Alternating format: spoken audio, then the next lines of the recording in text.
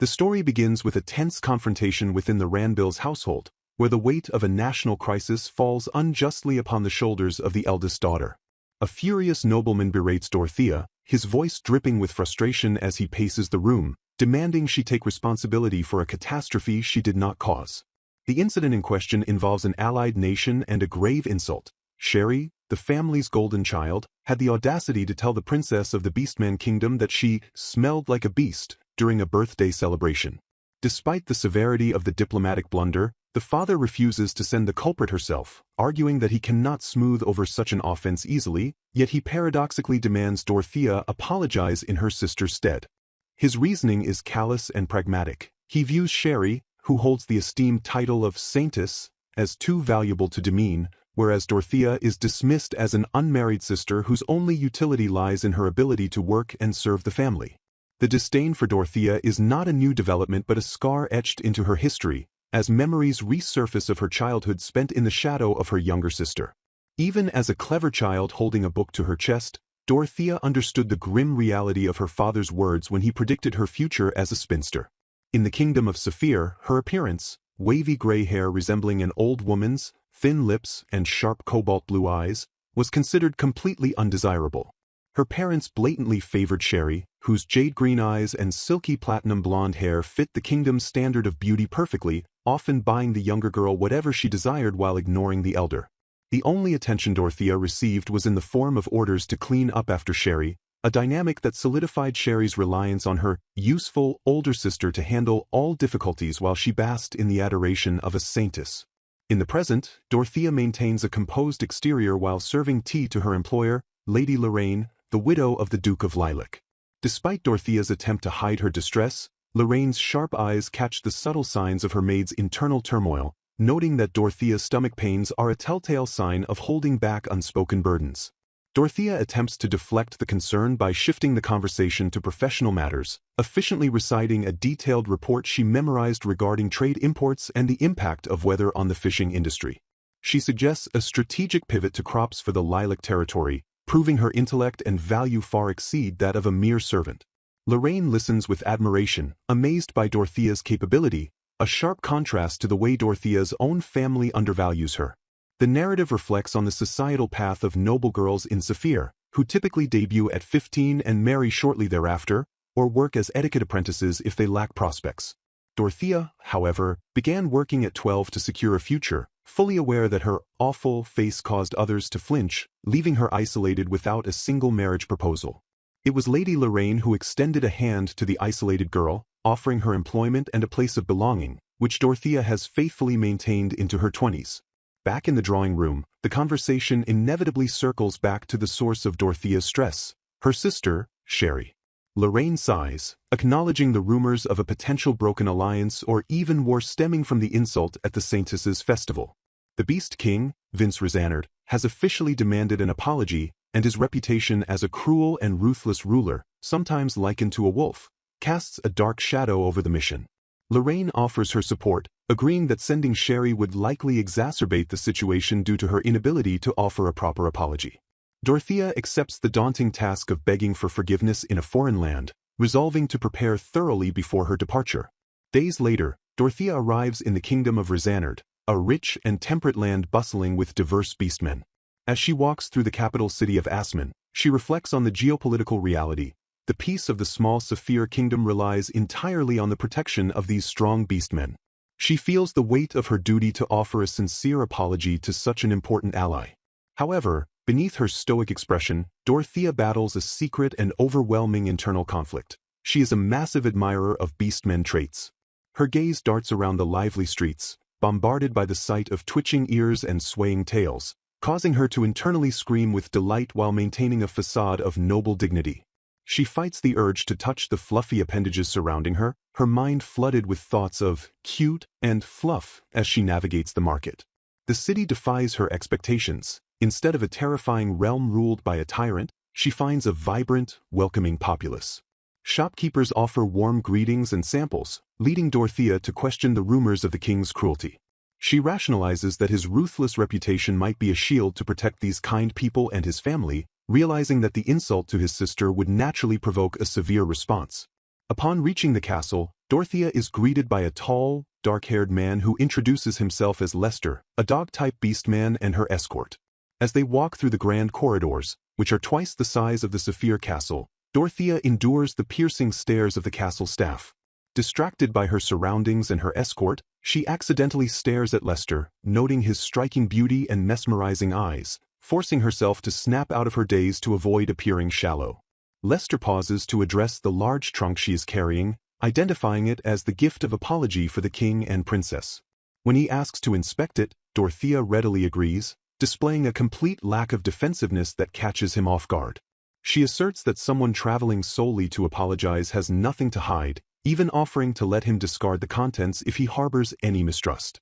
Lester's demeanor shifts, his vibe becoming sharper and more probing as he questions her knowledge of the situation. He reveals that he has investigated her background, knowing that she has spent her life cleaning up after her sister. His expression darkens as he speaks of the insult to his beloved princess, admitting his anger stems not just from the rude words, but from the disrespect of the perpetrator failing to appear in person. He condemns the Saphir family for their inability to curb Sherry's selfishness. Sensing the genuine sorrow and anger radiating from him, Dorothea bows her head deeply, apologizing not just to the crown, but to Lester personally. She acknowledges the pain inflicted upon the beastmen, who cherish their kin, and expresses her regret that her sister's words hurt more than just the princess.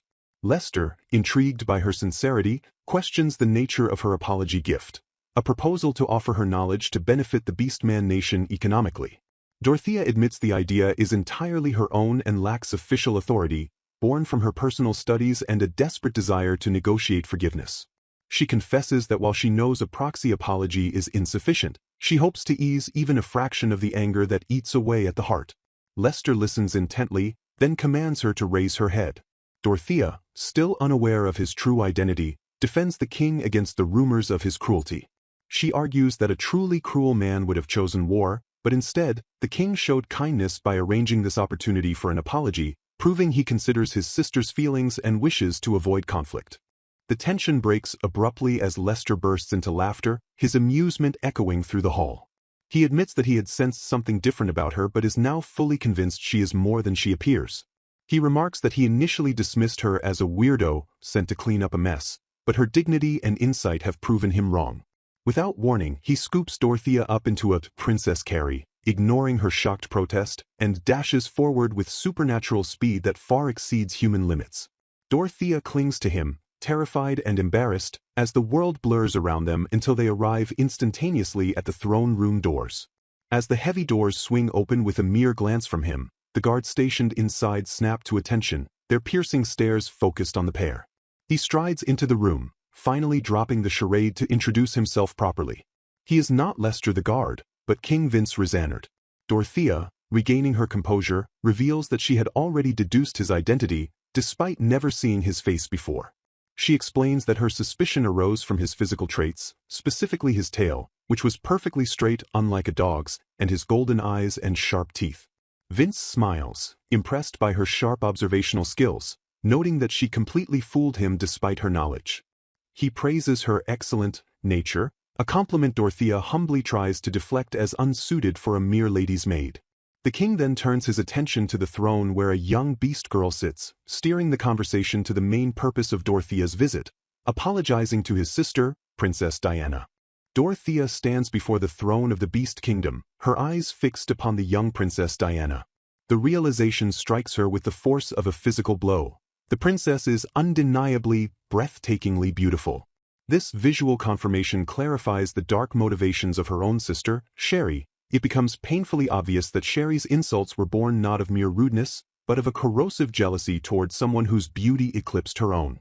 Guilt washes over Dorothea, piling higher with every moment she stands in the presence of the royalty her family scorned. She bows her head low, embodying the shame of her nation, but Princess Diana's voice cuts through the heavy atmosphere with unexpected gentleness. The princess implores Dorothea to raise her head.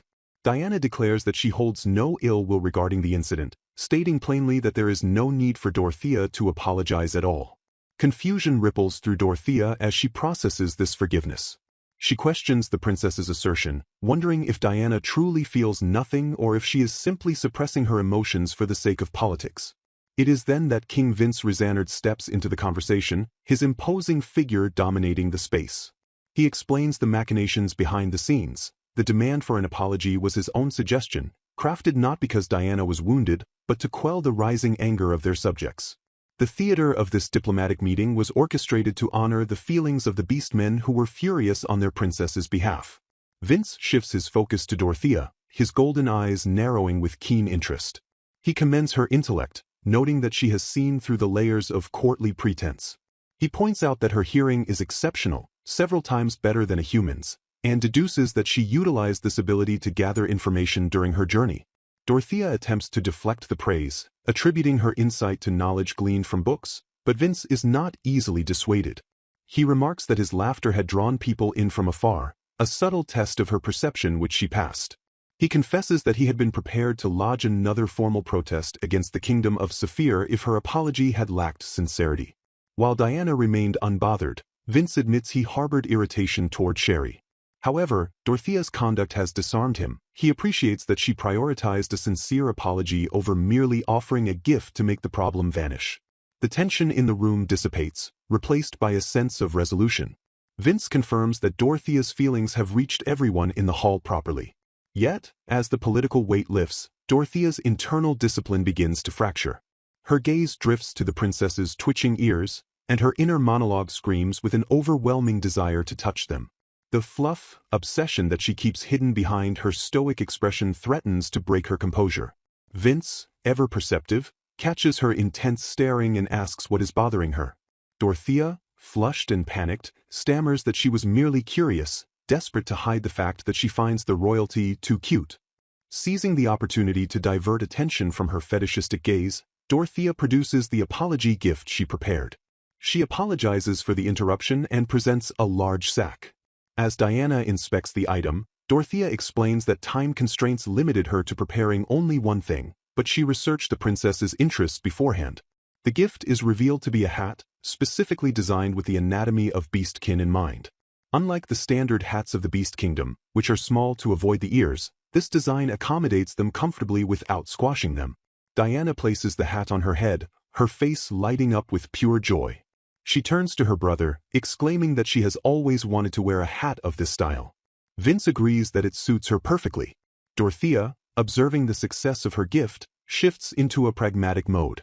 She explains that she has already secured the pattern from the artisan, suggesting that with minor adjustments, this design could be mass-produced within the Beast Kingdom, offering an economic benefit alongside the personal gift. Vince watches her, his intrigue deepening. He realizes that her apology was not just a gesture of remorse but a calculated move to heal relations and provide value to his nation.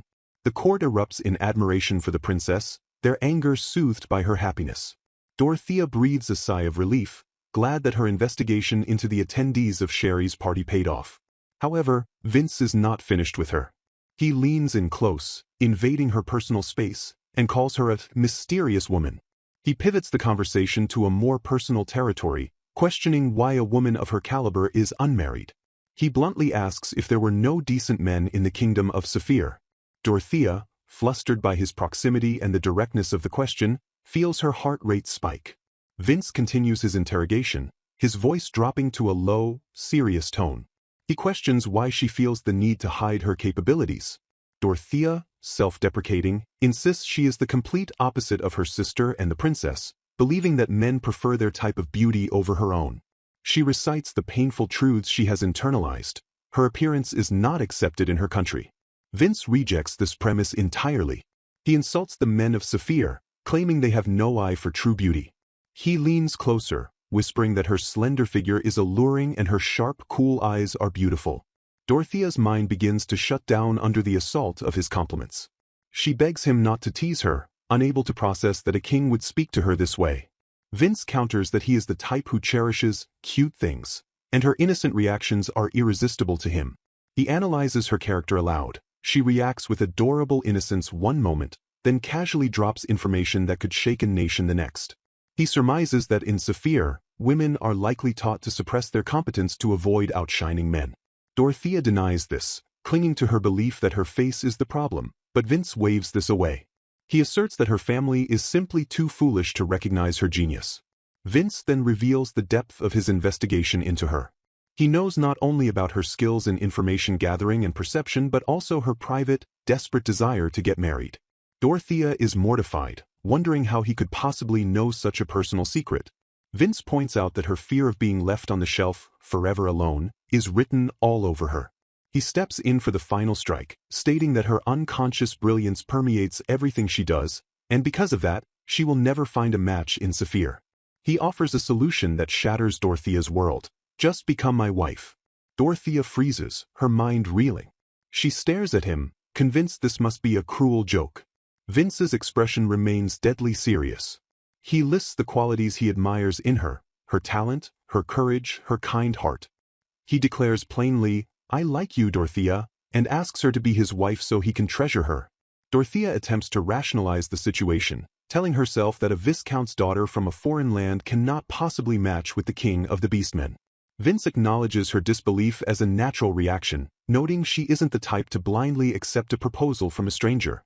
The onlookers in the throne room begin to whisper, noticing the king's intense pursuit and Dorothea's flushed face. Raven, an advisor with rabbit ears, steps in to suggest that Vince is scaring her and that he should let her go. Princess Diana chides her brother for clicking his tongue in annoyance at the interruption. Vince reluctantly steps back, allowing Dorothea a moment to breathe. Seizing the opening, Dorothea attempts to make a graceful exit. She bows once more, reiterating her apology and preparing to leave the castle and return to her country, believing her mission is complete. However, as she turns to leave, Vince's voice rings out, cold and authoritative, "Who said you could leave?" Dorothea freezes, terrified that she has committed a fatal error. Vince looms over her, correcting her assumption. He admits that while her apology was received, he never actually stated that he forgave her. Dorothea is baffled, pointing out the contradiction. Vince delivers his ultimatum with a smirk. He has no intention of forgiving her unless she meets his sole condition. That condition is to become his wife. Dorothea is cornered. The king is effectively holding her forgiveness hostage in exchange for marriage. But Vince, displaying his mastery of manipulation and his keen understanding of Dorothea's true nature, plays his final card. He leans down, whispering into her ear that he knows her secret weakness, her irresistible love for their ears and tails. He sweetens the deal with a promise that obliterates her resistance. "If you become my wife, you can touch my ears and tail as much as you like." The logic centers of Dorothea's brain evaporate. Overcome by the promise of unlimited fluff access, she shouts, "Yes, I'll do it." The entire court watches in stunned silence as she agrees to marry the king not for power or love, but for the privilege of touching his ears. Vince smiles, satisfied, noting that he now has her word. As the reality of her outburst settles in, Dorothea begins to panic, realizing she just blurted out her consent to the king of a foreign nation. Meanwhile, back in the kingdom of Saphir, at the Labyrinth estate, the consequences of Dorothea's absence begin to stir. Dorothea's father approaches Sherry, asking for a moment of her time, signaling that the storm Dorothea left behind is about to break. The opulent confines of the Labyrinth estate in the kingdom of Saphir, where Sherry, the younger sister, stands amidst a scattered array of luxurious garments. She holds a frilled dress against her frame, scrutinizing it with a critical eye as she prepares for the upcoming founding festival. Her vanity is palpable as she declares to her silent maids that her beauty ensures she would look magnificent in any attire she chooses. However, this confidence is immediately undercut by her petulant complaint that the dresses in her possession are all old, despite the fact that many were purchased merely days ago or received as gifts during her recent birthday celebration. Her father enters the room, apologizing for the interruption, but Sherry barely acknowledges his presence, her mind entirely occupied by her wardrobe and her fiancé, Prince Kevin. She wonders aloud when Lord Kevin intends to present her with a new gown, noting that it has already been 2 years since she became the fiancé of the third prince of Saphir. With only 1 month remaining until the founding festival, her impatience grows, yet she quickly rationalizes his negligence. She convinces herself that Kevin is simply completely smitten by the beauty of Saint Sherry and would spare no expense to enhance it, attributing his lack of recent gifts to him being hopelessly busy with official duties. She resolves to casually bring up the topic of dresses the next time they meet, maintaining her delusion of a perfect romance. Sherry then pivots to a rumor she gathered from an acquaintance who works as an official at the royal castle. She casually informs her father that there is talk of the saint title being abolished in the near future. Her father reacts with visible shock, asking why such a sudden change would occur, but Sherry admits she lacks the full details. Rather than feeling concern, she displays a staggering lack of responsibility, suggesting that her sister, Dorothea, should simply hurry back from her apology mission to the Beast Kingdom and investigate the matter herself. Sherry dismissively remarks that being a tiny bit smart is Dorothea's only merit, casually offloading the burden of political intrigue onto the sister she disparages. Reflecting on the potential loss of her title, Sherry notes that it is a rare honor bestowed upon only 3 people in the entire history of the kingdom. Yet, she concludes that losing it is not a significant issue. Her logic is circular and narcissistic. She believes she is not beautiful because she is a saint, but rather that she is called a saint because she is beautiful. Her father attempts to reassure her, agreeing that her beauty remains unchanged and therefore her status is secure. While she admits to a fleeting moment of panic where she feared her engagement might be annulled without the title, she ultimately rejects the idea with absolute certainty. She affirms that Kevin chose her for herself, and there is no possibility of their engagement being broken. The scene shifts dramatically in tone and location, moving to the kingdom of Rezanard where Dorothea sits in silence as a clock ticks away the hours, marking the transition from day to late night.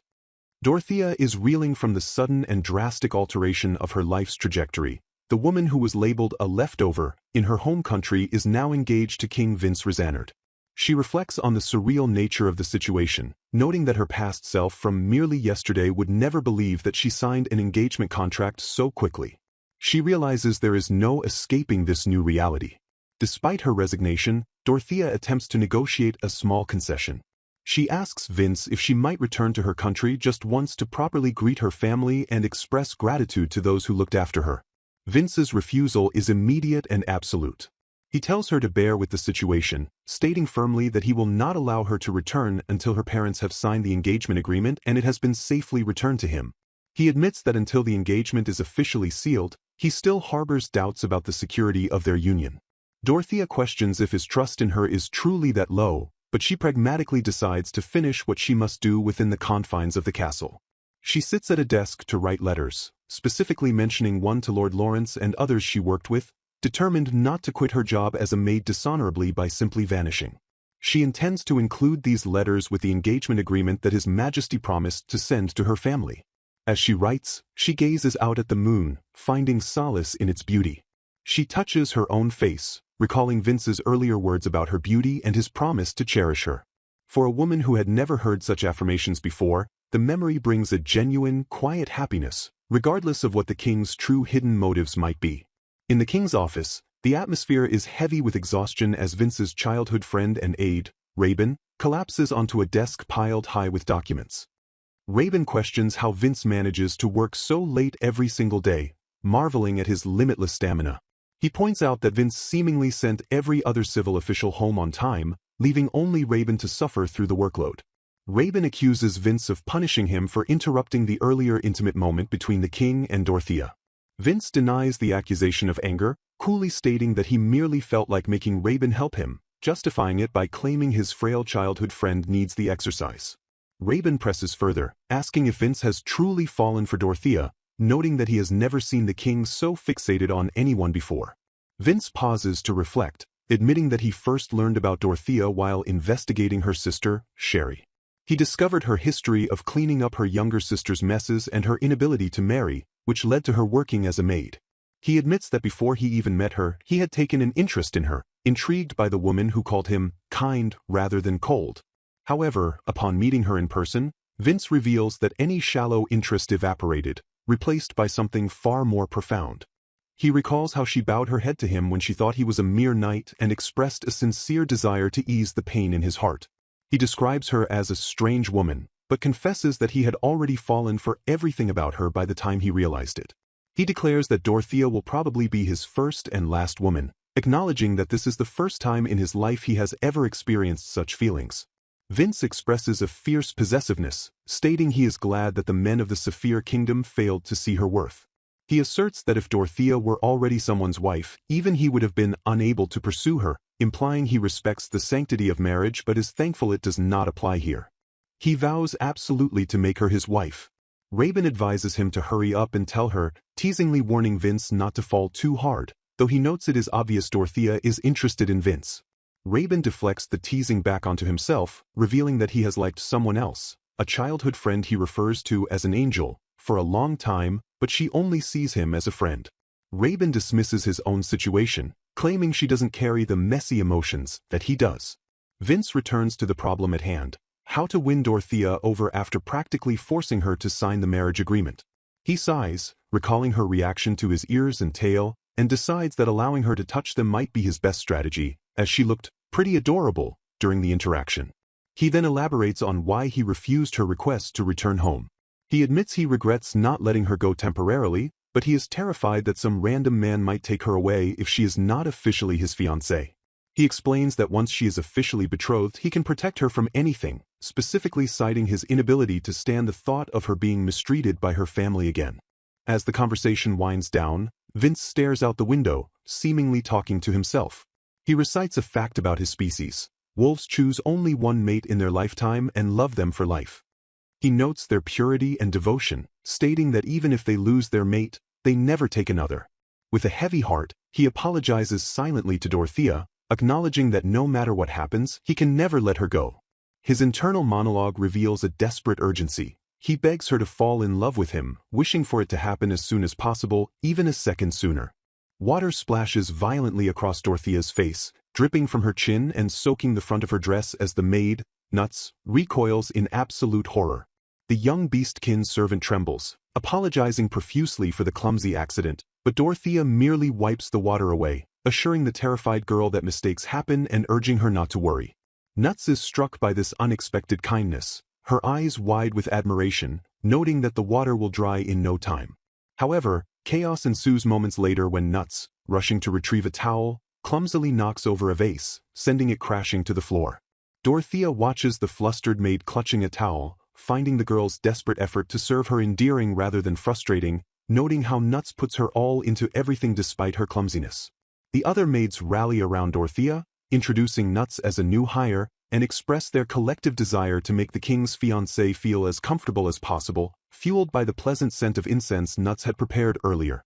Surrounded by a team of beastkin maids, Dorothea finds herself being groomed and changed with overwhelming efficiency, their fluffy tails and ears twitching as they work. She reflects on the awkwardness of being served so wholeheartedly, contrasting it with her life at home where maids only attended to Sherry, leaving her neglected. The warmth of their service touches her heart, and soon she is seated for tea. Nuts proudly presents a steaming cup of morcued tea, a rare beverage harvested only in a small region of the Beastkin Kingdom. The maid reveals that His Majesty, King Vince, arranged for this specific tea personally, a luxury even he rarely enjoys, causing Dorothea to realize the depth of his cherish for her. The aroma and taste delight her, and she marvels at the elegance of the room, the dresses, and the 11 kind maids assigned to her, feeling truly treasured. The maids gossip happily about King Rizanard's kindness, noting that while he is benevolent to all citizens, his affection for Dorothea operates on a completely superior level. They confess that everyone at the estate has come to love her after hearing of her character, insisting that it is only natural for the king to adore such a wonderful person. Dorothea flushes, denying the praise and calling their words too generous, but the maids persist in their affirmation. Internally, Dorothea feels a sense of relief, glad that her presence has calmed the staff's anger toward her sister, Sherry, though she finds the direct praise embarrassing. The maids bow, pledging their service and looking forward to their future together, a sentiment Dorothea warmly reciprocates. Nuts then explains a crucial feature of the castle's architecture. The doors to private rooms are specially processed to be soundproof, ensuring that conversations remain private as long as the door is fully closed. Dorothea notes this carefully, realizing she must be cautious about discussing secrets if a door is even slightly ajar. Her attention, however, drifts to Nuts's large, fluffy, curled tail, and she compliments the maid on her cuteness. Unable to resist the allure of the fur, Dorothea asks permission to touch it. Nuts agrees, and Dorothea, mentally apologizing for her indulgence, sinks her hands into the soft fur. She describes the sensation as a dream, reveling in the fluffiness she plans to enjoy every day. Nuts encourages her to touch it as much as she likes, but the moment is interrupted by a sharp voice accusing Dorothea of cheating. King Vince looms behind them, his presence commanding and intense as he stares down at the pair. Dorothea freezes, her hands still hovering near the tail, while Nuts scrambles to excuse herself, leaving her mistress to face the king alone. Vince approaches, swiftly shifting his tone to praise Dorothea's dress and inquire about her sleep, doing so with a natural ease that flusters her. However, the jealousy returns as he leans in close, declaring a new absolute rule. From now on, she is forbidden from touching anyone else's ears or tail but his own. He praises her obedience when she agrees, his voice gentle despite the command. Dorothea thanks him for his consideration, but her mind races, overwhelmed by how his praise stops her ability to think clearly. Vince holds her hand, stating that since she will soon be his wife, it is only natural for her to fall for him quickly. Dorothea's internal monologue turns dark as she questions whether someone like her, often called unwanted leftovers, deserves such love. Vince, perceptive to her shift in mood, correctly identifies that she still doubts his feelings and suffers from guilt because of it. He reassures her that given her past circumstances, her skepticism is natural, and urges her not to worry. To prove his devotion and comfort her, he lowers his head, offering his own ears for her to touch as much as she wants. Dorothea hesitates but then reaches out, her fingers sinking into the dark fur of his ears. She marvels at the texture, finding them softer and warmer than she imagined, and decides that guilt is unnecessary in the face of such cuteness.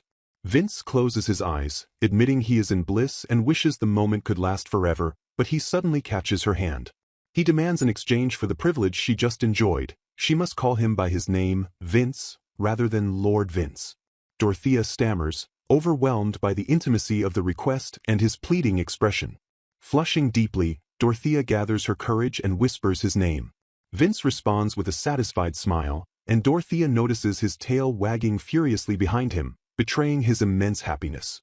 She realizes he is truly reacting with joy just because she spoke his name, strengthening her resolve to accept his love without doubt. Emboldened, she asks for a request of her own, to stay by his side as his personal maid so she can learn more about him and judge his character for herself. Vince agrees to the arrangement. The scene shifts to the king's office, where officials are drowning in a mountain of paperwork. Suddenly, the papers are processed at lightning speed, disappearing from the messy piles. The officials look up to find the once cluttered office spotless and organized, the massive documents neatly filed away before they even noticed. Dorothea stands amidst the pristine room, explaining that she has finished the paperwork, compiled the information Vince requested, and is now going to prepare tea. Vince thanks her, calling her truly exceptional. The officials whisper among themselves, convinced she cannot be a mere maid given her capability. Dorothea humbly insists she is just a maid, but then proceeds to point out a small discrepancy in a document, correcting an oversight the officials missed. The officials are floored, viewing her as a savior and practically an official herself. Vince, amused and proud, grants her permission to learn as much as she likes about the country and help him, recognizing her hunger for knowledge. Dorothea beams, happy to be trusted and helpful. As Dorothea rushes through the hallway to prepare tea for the officials, she collides with a woman wearing a distinctive hat. The woman greets her as sister-in-law, revealing herself to be Princess Diana.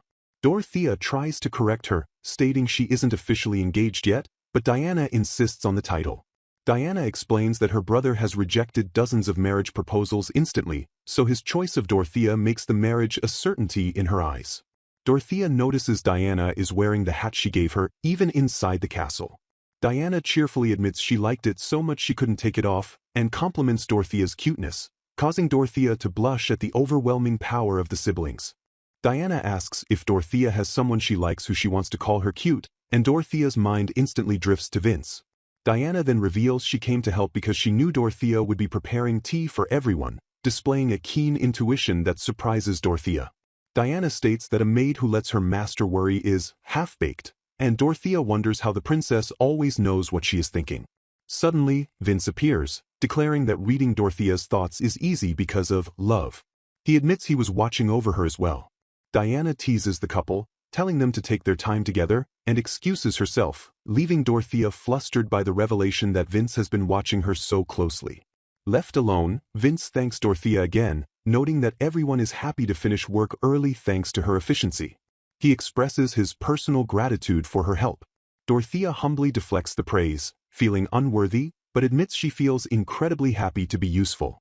Vince calls her an interesting and fine woman. Dorothea vows to continue being helpful to everyone and specifically to him. Vince suddenly coughs, trying to hide his reaction to her earnestness. Dorothea then brings up a question regarding the previous day, She gave Diana a hat, but she has not yet given Vince his apology gift. She presents a bottle of wine, explaining she researched his preferences and found he loves it, though she was too flustered by his sudden proposal to give it to him earlier. Vince accepts the gift and invites her to come into his room so they can drink it together. Dorothea hesitates, panicking internally about being alone in a closed room with him at night, especially since they aren't officially engaged. Vince notices her hesitation and teases her, asking if she thinks he will lay a hand on her. He promises he won't touch her, but then slyly adds that if she is okay with it, he would gladly make a move. He asks if she was hoping he would, sending Dorothea into a spiral of embarrassment. Her mind floods with images of doing this and that as husband and wife, and she screams a denial before excusing herself and fleeing the scene. She collapses in the hallway, clutching her chest and trying to calm her racing heart, grateful that no one else was around to witness the conversation. However, Nuts appears behind her, cheerfully pointing out that if the door isn't closed, sound travels. Nuts reveals that she, and impliedly others, heard the entire conversation with Lord Vince through the open door. Dorothea realizes with horror that her private embarrassment was broadcasted. The following day, she is met with knowing smiles from every staff member she passes, confirming her worst fears. Nuts enters the room, beaming with energy as she presents a letter that has just arrived for Dorothea. In the background, King Vince looms with a darkened expression, lamenting the cruel torture of having such cuteness right in front of him yet being forbidden from touching her due to the rules established during her service as a maid. Dorothea accepts the letter, noting the fragrant envelope, and immediately identifies the sender as Lady Lorraine. As she reads, she finds the pages filled with words expressing deep concern for her well-being. Lady Lorraine's kindness shines through the text, assuring Dorothea that if the time ever comes, she can always return, and emphasizing her wish for Dorothea to find happiness. Dorothea clutches the letter, resolving to write back immediately to quell Lorraine's worries. She determines to convey that she is truly happy, surrounded by warm people and receiving unwavering love from Lord Vince. Dorothea asks Nuts to fetch a pen and an envelope. As the maid scampers off to retrieve the items, Dorothea's mind drifts to the upcoming founding festival in the kingdom of Saphir. She wonders if she would be able to attend. She reasons that if she becomes Vince's official fiancée, she might be eligible to go. Vince enters the room just as she ponders this, remarking that someone from the Beastkin Nation attends the festival every year. However, he quickly pivots the conversation, declaring with a confident smile that they are going on a date right now. Dorothea freezes in shock at the sudden announcement. Vince turns to Nuts, instructing the maid to handle the preparations, to which Nuts responds with an enthusiastic salute, ready to execute her duty. Nuts burns with determination, vowing to make Dorothea more lovely than ever. She rushes Dorothea to get ready immediately, insisting they cannot just sit around. A flurry of activity ensues as the maid works her magic. 1 hour later, Dorothea stands before a mirror, stunned by her own reflection. She hardly recognizes the person staring back at her, wondering if it is really her. Nuts proudly proclaims that she has enhanced Dorothea's beauty many times over, insisting the look suits her perfectly. Dorothea touches the fabric of her dress, admitting quietly that she had always wanted to wear something like this. Dorothea thanks Nuts for her hard work and steps out to the meeting place. She spots Vince waiting against a brick wall, but her heart races, unable to calm down as the reality of a date with Lord Vince sinks in. Vince notices her approach and pauses, seemingly struck by her appearance. He apologizes for the sudden change of plans. Dorothea, however, finds her eyes glued to his casual attire, specifically the exposed skin of his chest and collarbone, which she finds so beautiful she struggles to look away. Vince catches her staring and teases her, asking if she wants to change their deal to allow her to touch anywhere she likes, not just his ears and tail. Dorothea flushes and swiftly declines. Vince explains that his casual look is a necessary disguise, as it would be a disaster if the king walked around the city in his royal regalia. Vince takes a moment to properly compliment her, noting that Nuts put in a lot of effort but emphasizing that Dorothea already looked good to begin with. He tells her the outfit suits her well and that her hair and makeup are cute. Dorothea trembles, overwhelmed by the barrage of compliments, finding it hard to stay calm. Vince takes her hand, urging her to move so they don't lose the daylight. As they walk, he explains that thanks to her help with the paperwork, he finished his duties faster and earned this free time. He reiterates that this is indeed a date. Walking side by side, Dorothea begins to feel a sense of relaxation wash over her. She suspects Vince invited her out specifically to help her clear her head. She reflects on her earlier thoughts about Lady Lorraine, feeling that she can now genuinely accept the kindness she was offered. She resolves to thank Lorraine properly and apologize for not accepting her kindness sooner the next time she returns to her country. She credits Vince for giving her the confidence to acknowledge her own abilities. Vince suddenly stops, his expression sharpening with jealousy. He accuses her of thinking about something other than him during their date. Before Dorothea can explain, he pulls her close and nibbles gently on her ear.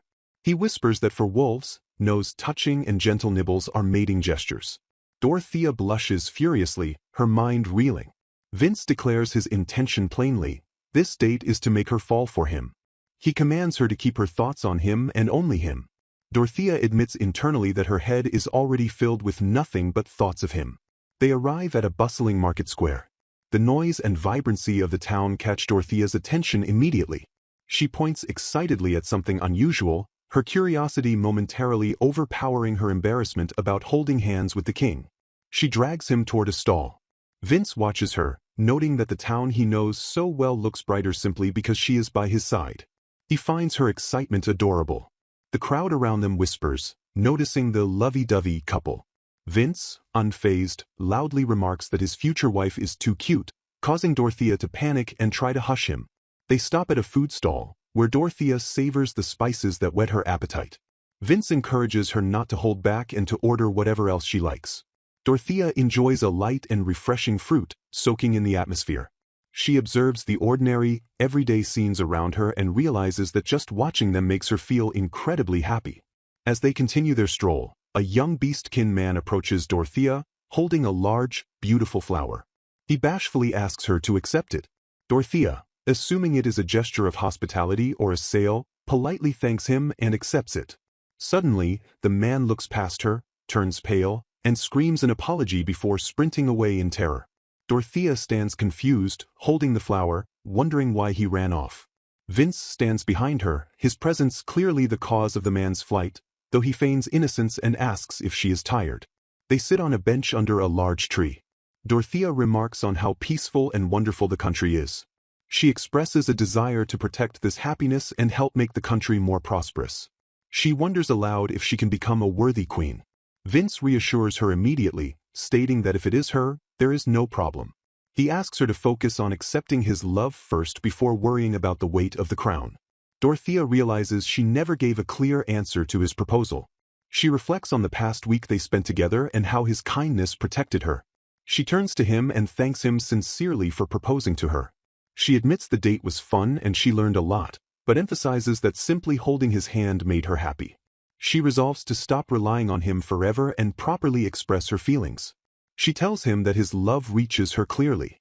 However, she falters, admitting she is still not confident enough in herself. Vince looks puzzled and asks if she is referring to her appearance. Dorothea apologizes, unsure how to explain. Vince asks if she didn't notice the way everyone was looking at her today.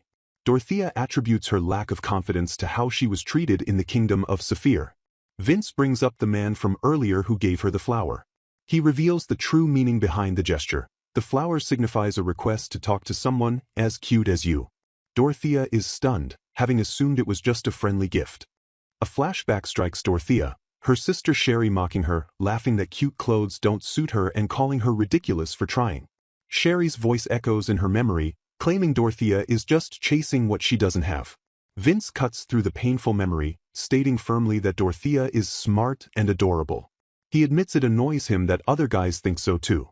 Dorothea asks if she really isn't ugly, knowing Vince wouldn't lie just to comfort her. She points out her height and lack of delicacy, but Vince dismisses her insecurities. He declares her the most lovely and beautiful woman of all. Dorothea overheats, her heart pounding violently against her ribs. For the first time in her life, she feels she can like how she looks. She thanks Vince, his words sinking deep into her heart. Vince is glad she has gained confidence, but his expression shifts to possessiveness. He warns her that he would be annoyed if pests started hanging around her. He tells her not to become too cute, leaving Dorothea confused by the contradictory instruction. The scene shifts abruptly to the Ranville residence in the kingdom of Saphir. Sherry stands before Lord Kevin, pouting. She complains that even though he was busy, he should have missed her terribly. She notes internally that normally he would hug her back, and finds it odd that he isn't reacting to her cuteness or the fact that she is hugging him. Oblivious to his cold sweat and panicked expression, she cheerfully demands a frilly red dress for the upcoming founding festival. She giggles, saying she is really looking forward to it. Lord Kevin finally snaps, his face pale with stress. He yells at her, declaring that she has done something outrageous, signaling that Sherry's actions have finally led to severe consequences she is yet to understand. Lord Kevin slams a document onto the desk, his face contorted with a mix of fury and disbelief as he confronts Sherry. He demands to know if she understands the magnitude of her mistake, his voice booming through the room. Sherry stands before him, her expression one of petulant confusion rather than remorse, as she seemingly fails to grasp why her actions, forcing Dorothea to take the blame for her own insults against a foreign princess, have ignited such a firestorm. Kevin points a trembling finger at the letter from King Vince Rezanard, emphasizing that the text explicitly states Dorothea is marrying the Beast King. He bellows the warning written in the correspondence. Any interference with their marriage will result in the immediate shattering of the alliance between the nations. Sherry sighs loudly, rolling her eyes with dramatic flair. She dismisses the gravity of the situation, fixating instead on the absurdity that her plain-looking sister could capture the attention of a king. She admits she received a letter as well but waves it off, clinging to her worldview that women should never surpass men in capability. Kevin stares at her, his anger shifting into a cold, hard realization of her ignorance. He asks her why she thinks the rumor of the perfect lady spread in the first place. He reveals the kingdom of Saphir's dark secret. The nation has been in a slow, agonizing decline precisely because it discarded capable women like Dorothea in favor of ornamental figures like Sherry. He explains that the upcoming founding festival was meant to be the turning point where the royal family would officially correct this archaic teaching, a plan now jeopardized by Sherry's foolishness. Kevin leans in, his shadow looming over her as he delivers the final blow to her ego. He declares that the world no longer seeks foolish beauty but demands the competence and intelligence that Dorothea possesses. He spells out the catastrophic reality. Losing Dorothea to another nation is a devastating blow to Saphir.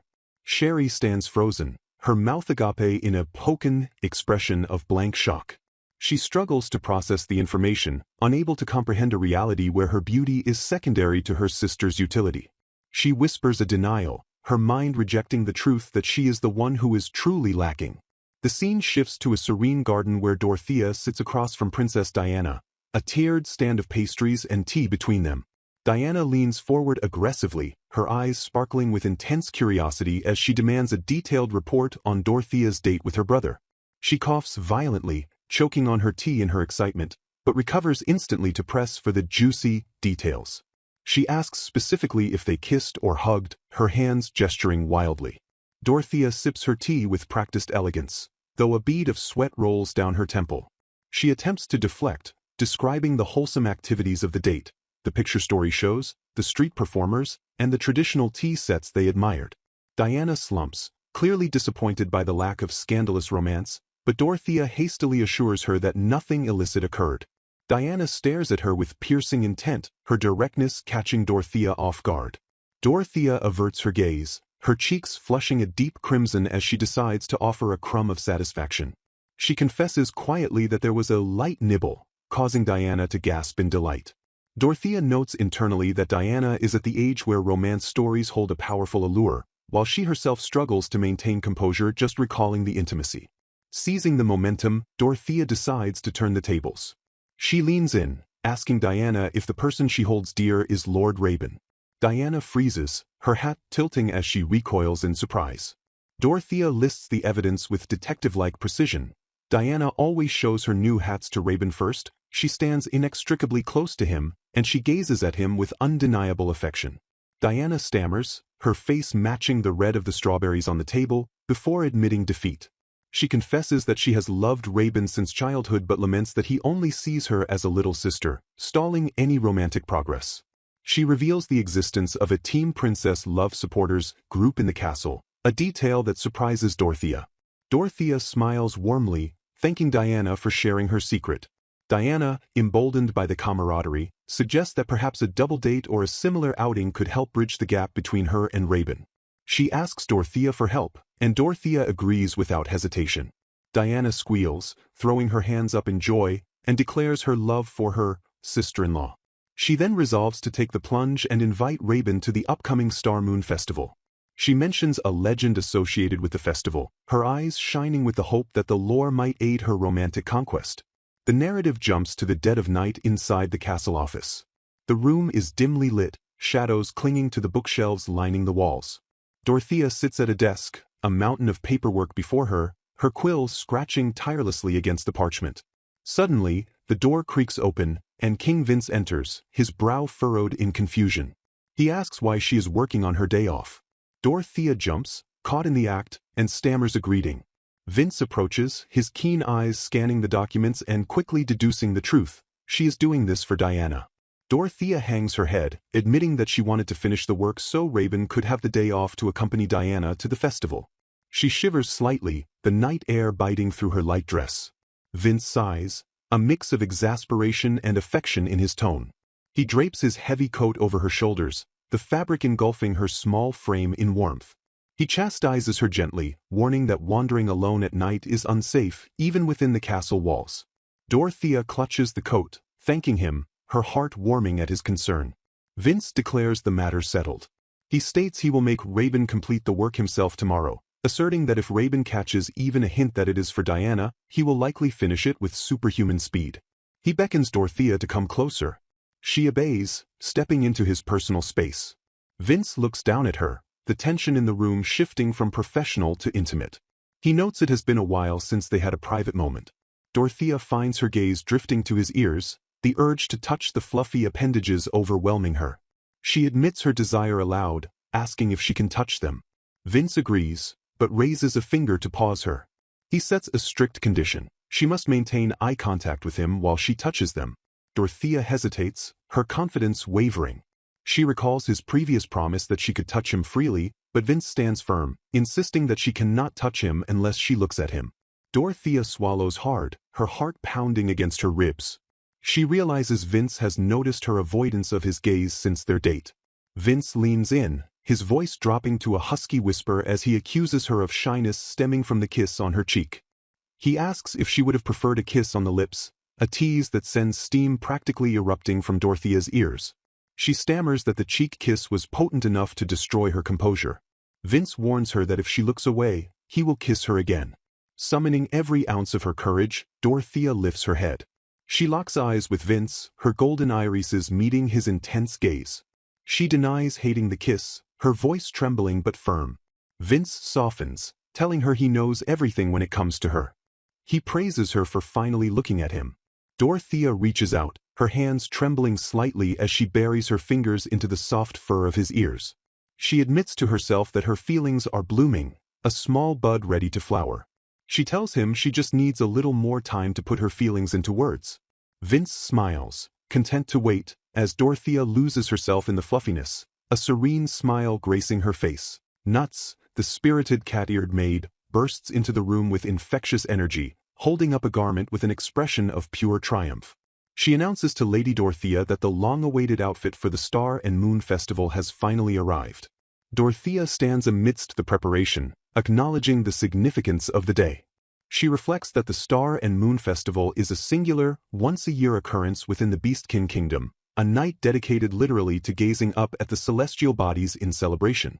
Nuts confirms the itinerary, her tail likely twitching with excitement as she describes how stalls line the streets and how citizens, both adults and children alike, stay up late into the night to enjoy the food and the sky. However, the atmosphere shifts as Dorothea examines the dress more closely. Nuts holds it against herself to demonstrate the fit, beaming with a smile that says, "It matches ours." Yet, Dorothea's eyes narrow slightly at the hemline. She stammers, processing the visual data before her. To her conservative sensibilities, the skirt is alarmingly abbreviated. Nuts insists it is knee-length, defending it as the standard length for fashion nowadays. Dorothea remains unconvinced, murmuring that it seems rather short and voicing her anxiety that it will expose her legs. Dorothea retreats into a silent contemplation, a bead of sweat forming as she wrestles with the conflict between aesthetics and modesty. She admits internally that while it really is a cute outfit, it is far more revealing than anything she is accustomed to wearing, causing her significant hesitation. Nuts, perceiving the rejection, drops her arms, her ears flattening against her head in a display of dejection. She murmurs that it is a shame. The maid confesses that she had been genuinely looking forward to wearing matching outfits with Lady Dorothea. The sight of Nuts so visibly downcast strikes a chord in Dorothea. The visual guilt of seeing her friend's tail droop is too much to bear. Dorothea makes a rapid internal calculation. She reasons that since the festival takes place at night, the darkness will cloak her, ensuring no one will really see her legs. Furthermore, she rationalizes that everyone else will be dressed similarly anyway. With her resolve hardened by the desire to please her friend, Dorothea abruptly changes her stance. She gives a firm, "Understood." Nuts looks up, startled, eyes wide with disbelief. Dorothea reaffirms her decision, stating that no matter what, she is wearing it for Nuts. She suppresses her own embarrassment and orders the maid to get it ready. Nuts beams, her face flushing with joy, and declares that more than anything, she is happy about this outcome. Dorothea smiles gently, telling herself it will be fine. The reality of the fitting, however, proves far more severe than the anticipation. Standing alone in front of the mirror, Dorothea panics. Because of her tall stature, the hem rises significantly higher than expected, leaving her knees totally exposed. She trembles, clutching the skirt, realizing that this is genuinely bad. She covers her face with her hands, blushing furiously, acknowledging that now that she looks at it calmly and alone, the exposure is overwhelming. She had thought it was fine, but the mirror tells a different story. A knock at the door interrupts her spiral. Vince announces his arrival. Panic seizes Dorothea. She wonders what to do, her mind racing. She considers changing into something else, but immediately counters that thought with the realization that doing so would make Nuts incredibly sad. She paces in circles, agonizing over the dilemma. The idea of showing Lord Vince herself in such a state feels impossible. The door opens, revealing Vince standing in the corridor. He steps into a room that is pitch black. He questions why it is completely dark inside. From the shadows, Dorothea's voice trembles as she explains that she needed a bit of courage to show herself. She begs him to wait just 1 minute. Vince, ignoring the plea for delay, steps across the threshold, simply stating, "Got you," as he locates her effortlessly in the void. He wraps his arms around her waist. Dorothea, though flustered, finds solace in the lack of light, noting that it is good that it is dark because she cannot see a thing.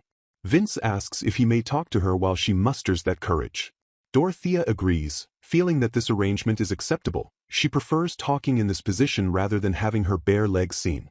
Vince offers her a choice. Should he turn on the lights, or should they keep it like this? Dorothea, grateful for the support without hesitation in the darkness, chooses to remain obscured. Vince shifts the conversation to political matters. He asks if she knows about the upcoming founding festival in the Kingdom of Saphir.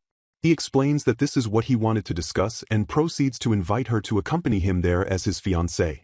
Dorothea is taken aback, reminding him that the engagement document hasn't actually arrived yet.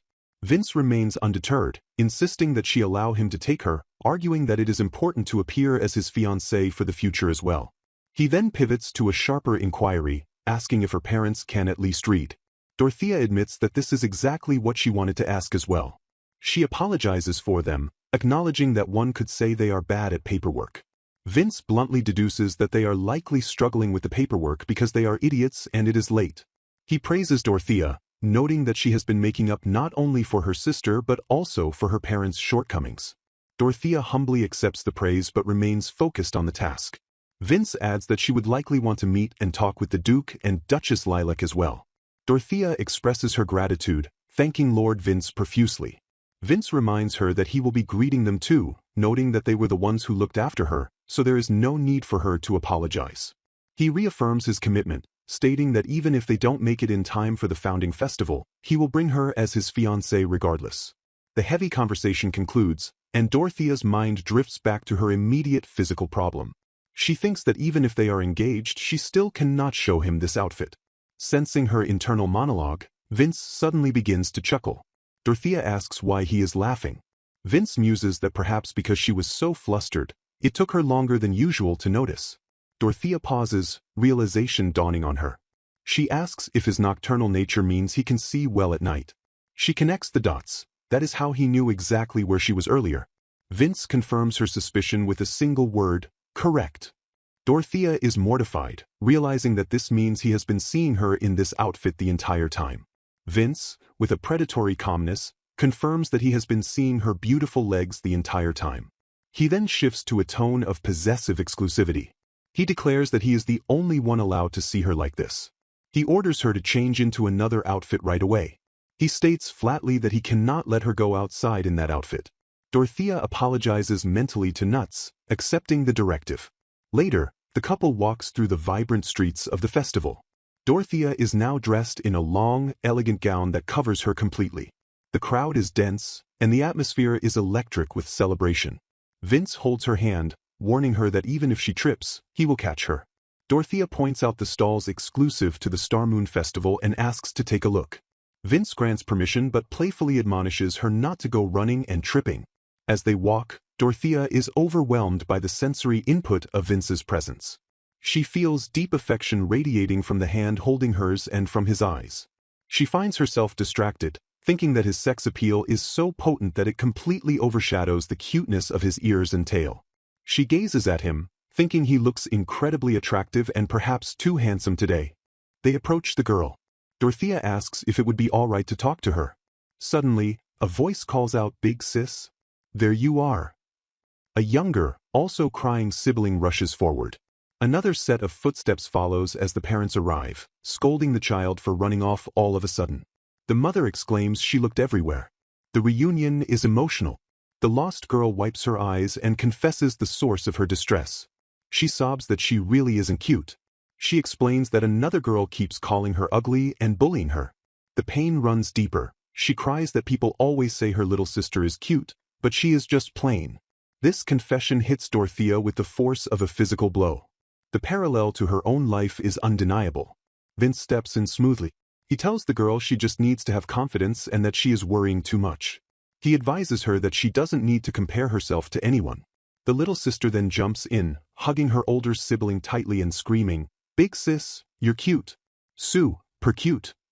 The parents join the embrace, the father stating he is really glad they are safe. The mother affirms that both of them are her adorable, precious daughters. Dorothea watches this scene, a family united, affirming love for both children equally, and feels a profound sense of isolation. Vince notices her lingering gaze and calls her name gently. He asks if they shall get going. Dorothea agrees, but her thoughts are elsewhere. She thinks, "Me and Sherry too." As they walk away, she looks back at the family. She thinks, "If only we had been sisters like those two." The melancholy hangs heavy over her. Vince, sensing the shift in her mood, acts decisively. Without a word of warning, he sweeps her up into a bridal carry. Dorothea lets out a "Kaya" of surprise. Vince calmly states, "I'm going to jump, so hold on tight." Dorothea panics, asking what he is doing all of a sudden and demanding to be put down. Vince ignores the protest and launches himself into the air. He bounds up the sides of the buildings, his movements swift and powerful. Dorothea screams, terrified. They ascend rapidly, leaving the festival lights far below. They land on the very top of the tallest tower in the castle, silhouetted against a massive, luminous moon. Vince holds her securely, scoffing at her fear, asking, "As if I'd drop you." He points out that the higher they are, the closer they are to the stars and moon, making it more enjoyable. Dorothea, terrified, clings to him desperately, shouting that if she falls, she will die. She begs him not to let go no matter what. Vince smirks, noting that if they go somewhere high, she clings to him. He remarks that this is good to know. Dorothea stammers that she is not very good with heights. Vince's expression softens, and he assures her deeply that even if he dies, he won't let go. Dorothea finally opens her eyes to the view. It is magnificent. The castle spires reach up toward a sky filled with stars. She marvels that the stars and moon are beautiful. Vince invites her to look. Dorothea feels like she could reach out and touch the sky. She thinks to herself that she never imagined a day like this would actually come. She whispers Vince's name, overwhelmed by the beauty. Vince, still holding her, tells her there is no need to thank him. He claims he just wanted to come here himself and tells her not to lie when she tries to thank him. Dorothea sees through his deflection. She realizes it is a silent confirmation. She knows he noticed she was feeling down and tried to cheer her up. Her mind returns to the source of her sadness. Watching those little girls earlier reminded her of herself and her sister, Sherry. She reflects on the pain of her childhood. Ever since they were little, her parents and everyone around them were always comparing them. It became worse, especially after Sherry gained the title of saint. Dorothea acknowledges that considering Sherry was raised in that environment, it is no wonder she ended up looking down on Dorothea just like the parents did. She admits they weren't exactly a heartwarming pair like the sisters they just saw. Dorothea thinks that if she had looked more like Sherry, maybe things would have been different. Even now, she sometimes still thinks about it. She admits that she wanted her love to be accepted as if it were natural. She fantasizes about a reality where they could have been a close-knit family, playing happily together as sisters. She wanted her parents to gently pat her head. She confesses to herself that she couldn't help but feel jealous seeing a reality she never had come true for someone else. But then she looks at Vince. She thinks about her current life. She gets to touch his tail and ears. She gets to study every day, and everyone around her is so kind. She is told, "Thank you, and you're cute." She realizes her heart is at peace now. She tells herself she is not dissatisfied with her current life. She wonders if perhaps it is because she is so happy now that she remembers the sad things. Vince interrupts her thoughts, his voice cutting through the wind. He tells her that he cannot be her parent or her sister. He adds firmly that he doesn't want to be. He looks her in the eyes and declares that instead, he would tell her every day how cute she is and that he loves her. He pulls her closer. He states his true intention. He wants to make her happy as her husband. He wants to take her as his wife. Dorothea blushes, stunned by the directness of his proposal. Vince continues, validating her entire existence. He tells her she did so well. He acknowledges that she has always been made to clean up after the kingdom and its people, and that it must have been hard. He affirms that even with talent, not everyone could have done what she did. Vince lists the things he observes about her. How she is strangely honest when it comes to her desires, how she gets flustered easily because she is not used to men, and the way she puts others' feelings before her own. He says he could go on and on. He concludes with absolute certainty that everything about her is precious to him. Dorothea is overwhelmed with the urge to cry, feeling a deep, tender emotion she has never felt before. Vince holds her tight under the moonlight. He makes a final promise. He will love her so much that she will be able to laugh off the past. He commands her gently to hurry up and accept him. The romantic tension on the balcony reaches its breaking point as King Vince leans in, his lips hovering mere inches from Dorothea's. The world seems to narrow down to just the two of them until a loud, innocent voice shatters the atmosphere. A child in the crowd below points upward, screaming to the masses that the big brother and big sister are about to kiss. The spell breaks instantly. Dorothea recoils, her face erupting in a blaze of mortification as she realizes their intimate moment has become a public spectacle for the entire festival. Vince clicks his tongue, visibly annoyed by the interruption, though he notes with dry irritation that the kid has an impressive set of lungs to be heard from such a distance. Unable to bear the scrutiny, Dorothea begs him to take her away, and they retreat from the balcony. Vince walks her back to her room, the festive noise fading behind them. He apologizes for the interruption, but quickly shifts the topic to domestic matters, reminding her that she is scheduled to move into the consort's quarters the following day. Dorothea confirms her readiness, though her mind drifts to the layout of her new living arrangements. The consort's room connects directly to the king's chambers, separated only by a single door. She recalls her initial refusal to accept the proposal without a physical barrier, which led to the installation of a lock between them. She reminds Vince of their agreement. Since they are not officially engaged yet, neither is to cross that threshold unless it is an emergency. Vince agrees to the condition with a deceptive calmness before leaning in to whisper a dangerous promise. He warns her that in half a year, once they are married, he will remove that lock permanently, and she had best be ready for it. Dorothea stammers a compliance, overwhelmed by the intensity of his long-term intent. The following day, Dorothea finds Vince and decides to clarify a piece of cultural trivia she learned during the festival. She asks him about the legend of the Star and Moon Festival, explaining that she heard, supposedly from Lord Raven, that kissing a loved one on the ear during the festival brings a little bit of happiness. Vince freezes, his expression darkening as he instantly deduces that his aide, Raven, intentionally fed her false information to cause chaos. He looks down at Dorothea, asking if she truly understands the implication of what she did to him the previous night. Dorothea, innocent and confused, shakes her head. Vince decides to correct the record. He leans close, his voice dropping to a seductive whisper, and reveals the true meaning of the legend. Kissing the ear of a beloved on that night is a nonverbal invitation to sleep together in the same bed. Dorothea turns a shade of red that rivals the festival lanterns. Vince ruthlessly presses the advantage, teasing that since she was the one who kissed his ear, she was effectively the one making the move. He offers to take her to bed right then and there if she wishes. Dorothea flails in a panic, apologizing profusely for her ignorance.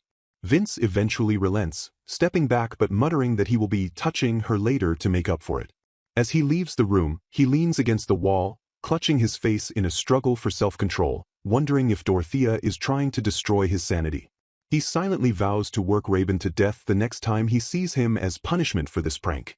The narrative shifts abruptly to the Sapphire Kingdom, within the lavish Ranville residence. Sherry, Dorothea's sister, steps out of a bath, wrapped in a towel and radiating self-satisfaction. Her good mood evaporates the moment she opens a letter from Lord Kevin. Her eyes widen in disbelief, and moments later, the sound of shattering porcelain echoes through the mansion. Her parents rush into the room to find Sherry standing amidst the wreckage of a flower vase, trembling with rage.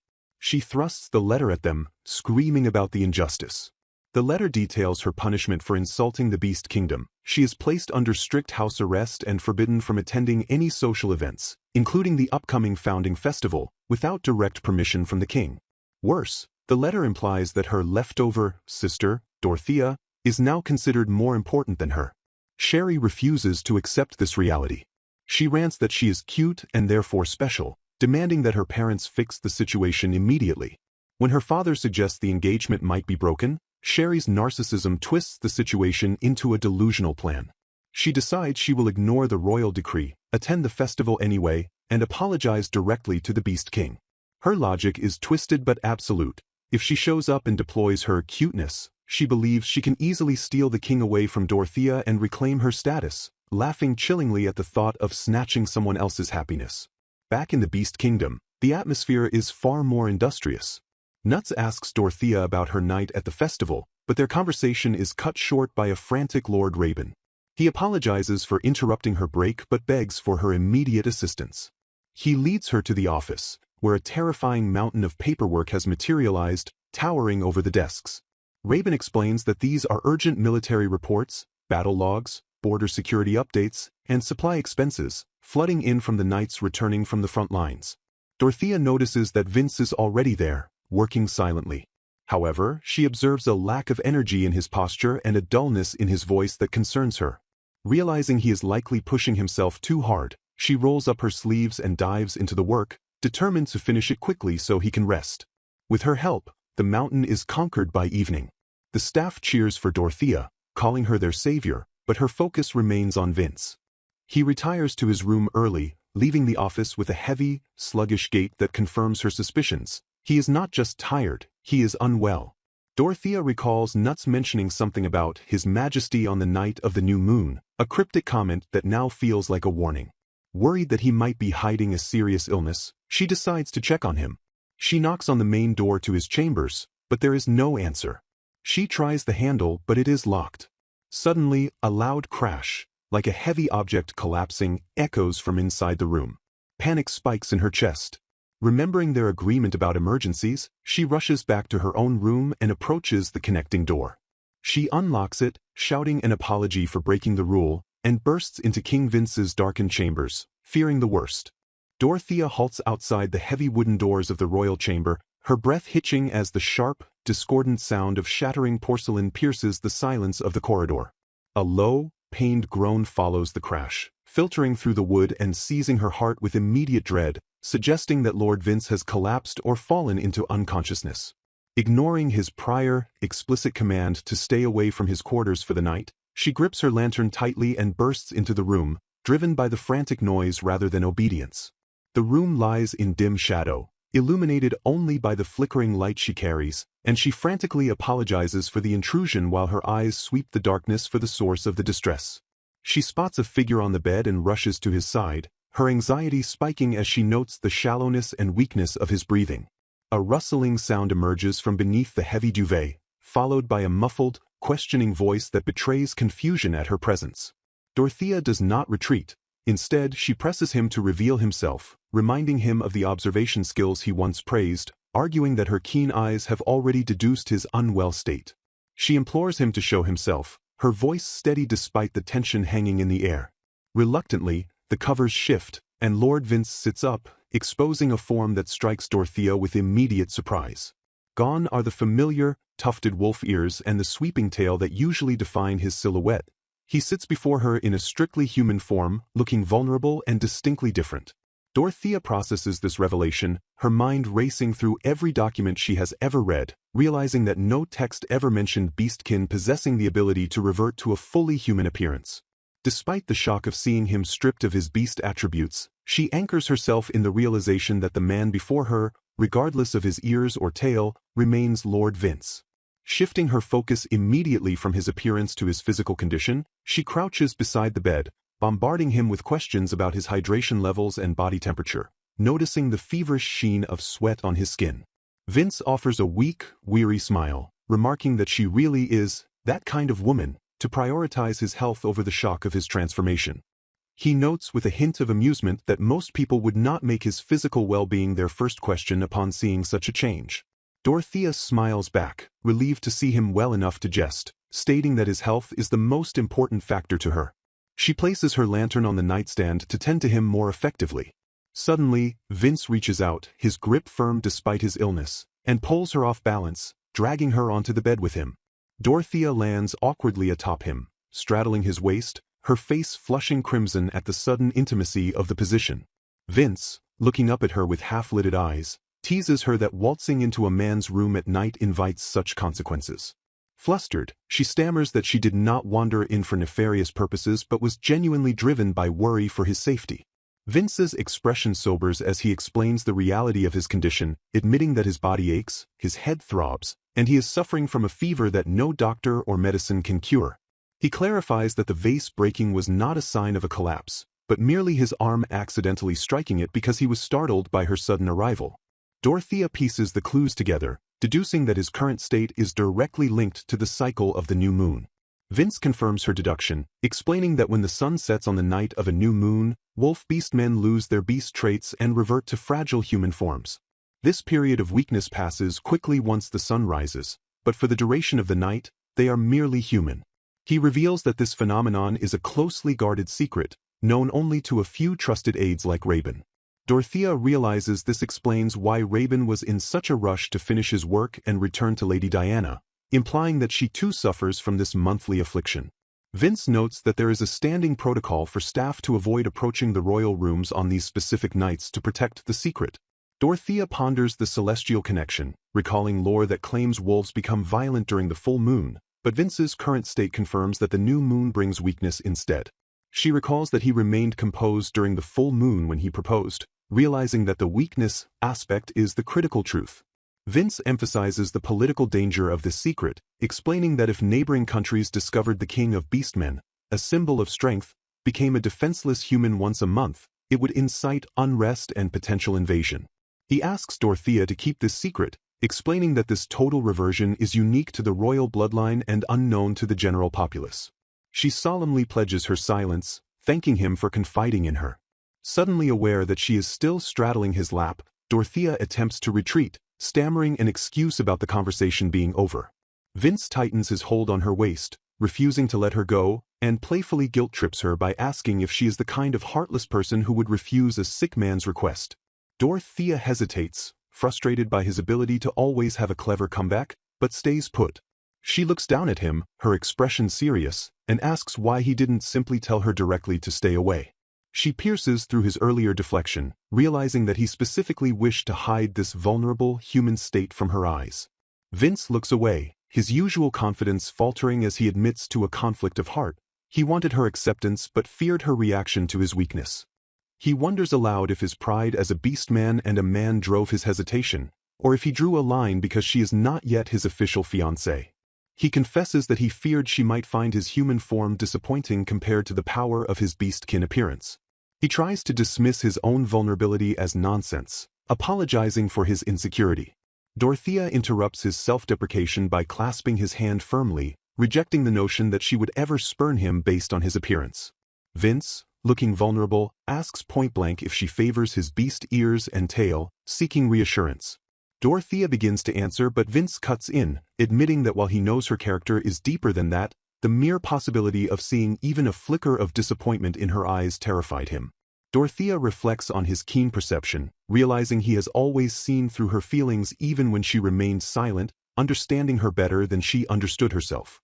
A wave of affection washes over her, and she finds his anxiety over such a trivial matter incredibly endearing.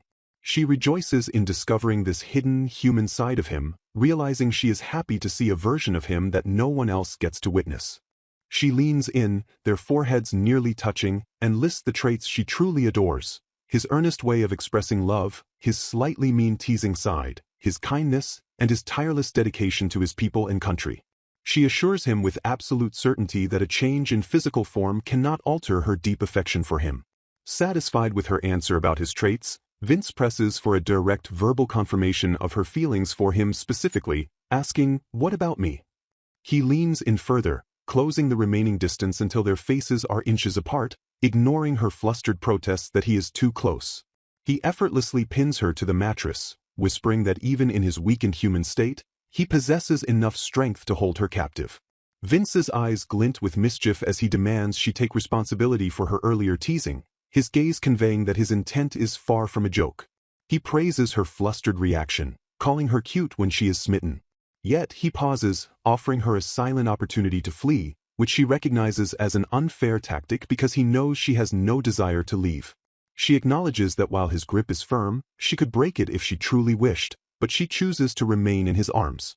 She feebly suggests he rest, but he counters that her presence is the only cure he needs.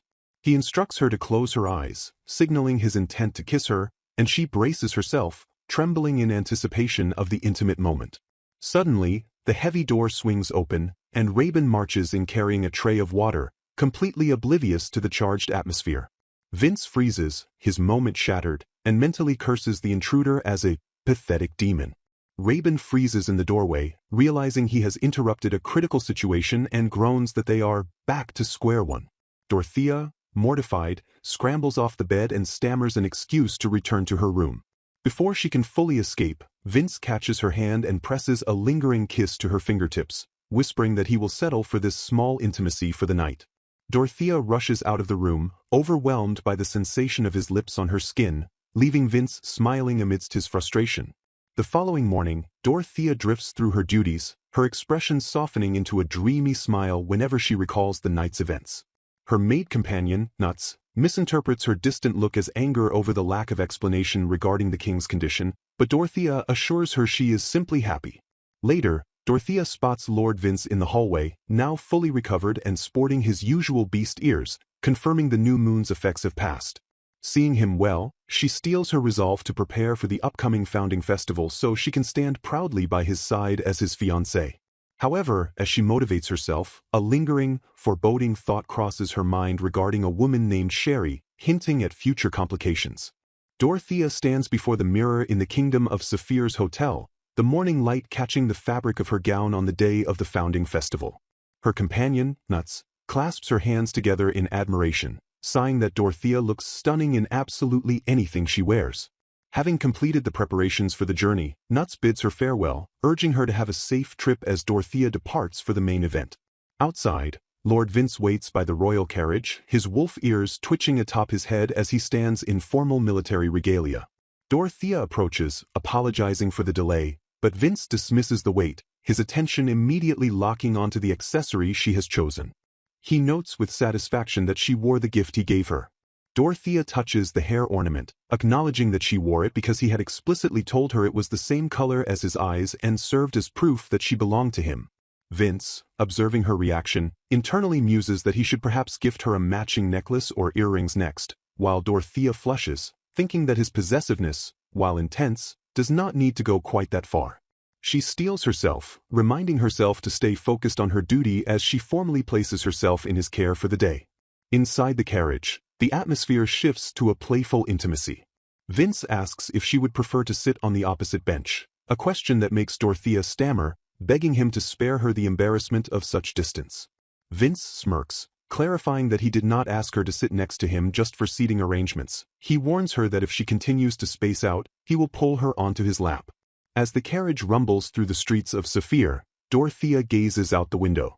Although it has only been a month since she left, the scenery feels incredibly nostalgic. She points out a stationery store frequented by Lady Lorraine and a second-hand bookstore she used to visit on her days off. Yet, a melancholic realization washes over her. While she remembers the town, her memories regarding her family are sparse and fragmented. She recalls reading a theory that the human brain organizes memories to protect the psyche, suppressing overwhelming sadness so that one is not consumed by it. Vince, sensing the shift in her mood despite her silence, reaches out and gently cups her cheek. He asks what is wrong, noting that she seems down. Dorothea attempts to deflect, claiming she was just remembering the past and is fine now, but Vince admits he had a hunch she was feeling sad. He apologizes, suggesting that perhaps he should not have brought her along if it causes her pain, admitting his motive was the belief that he could protect her no matter what as long as they were together. This confession triggers an epiphany for Dorothea. She realizes the true reason Vince prevented her from returning home immediately after his proposal was not control, but protection. He worried she would be hurt by her family or the people of Saphir. Overwhelmed by his kindness, she thanks him, thinking that being loved by such a man makes her the happiest woman in the world. She reassures him that she is fine, though she admits she still needs to pressure her parents to send the engagement contract. Her only lingering worry is that her younger sister might act rudely toward Vince, but she resolves that as the older sister, she will stop any such behavior. Vince smiles, calling her a strong woman. As the carriage nears the venue, Dorothea admits she is nervous and asks for a small favor to calm her nerves. She wishes to touch his ears and tail. Vince obliges, telling her to go ahead if it helps. Grounded by the tactile comfort, Dorothea declares that although their engagement is not yet official, she will do her absolute best to act as his fiancée. The carriage arrives at the founding festival party, where they are greeted by King Rizanard of Saphir. The king welcomes them but quickly requests a private audience with Vince and Dorothea later in a separate room. Vince agrees, and as the king departs, Dorothea deduces the meeting is likely an apology regarding her sister, Sherry. Moving through the ballroom, Dorothea overhears whispers from the guests suggesting that Sherry's past actions have become an issue and speculating on potential punishments. Hearing this, she resolves to protect Vince, viewing it as her duty to safeguard her master's safety. She straightens her posture, determining to carry herself with the awareness and confidence befitting his fiancée. Suddenly, a familiar voice calls out to her. It is Lady Lorraine Lilac, her former employer. Lorraine is overcome with emotion, marveling at how beautiful Dorothea has become and apologizing profusely for resigning as a maid via a simple letter. She observes that Dorothea looks truly happy and cherished, stating that Dorothea's happiness is all that matters to her. Vince introduces himself as Vince Rizanard, and Lorraine is flustered and honored to meet him, thanking him passionately for loving Dorothea. Watching Lorraine's tearful joy, Dorothea thinks she will never be able to beat the woman's intensity. The conversation turns to rumors circulating in the kingdom. Vince brings up a recent talk about abolishing the title of saint. He explains that for the sake of the kingdom's development, the archaic teaching that women mustn't surpass men is likely being dismantled. This shift means that in Saphir, a woman's value may no longer be solely tied to her beauty or submissiveness. Vince reveals that because of this instability, he had Sherry's parents sign a written agreement to prevent them from skipping the party, though he doubts Sherry herself would want to show up given the uncertain state of her engagement to the prince. He explains that Sherry is not well liked by the surrounding nobles due to her difficult personality. Vince praises Dorothea's deduction skills regarding the situation, affectionately calling her his fiancée again. He encourages her to mingle with the other young ladies, as it is important for relations with allied nations.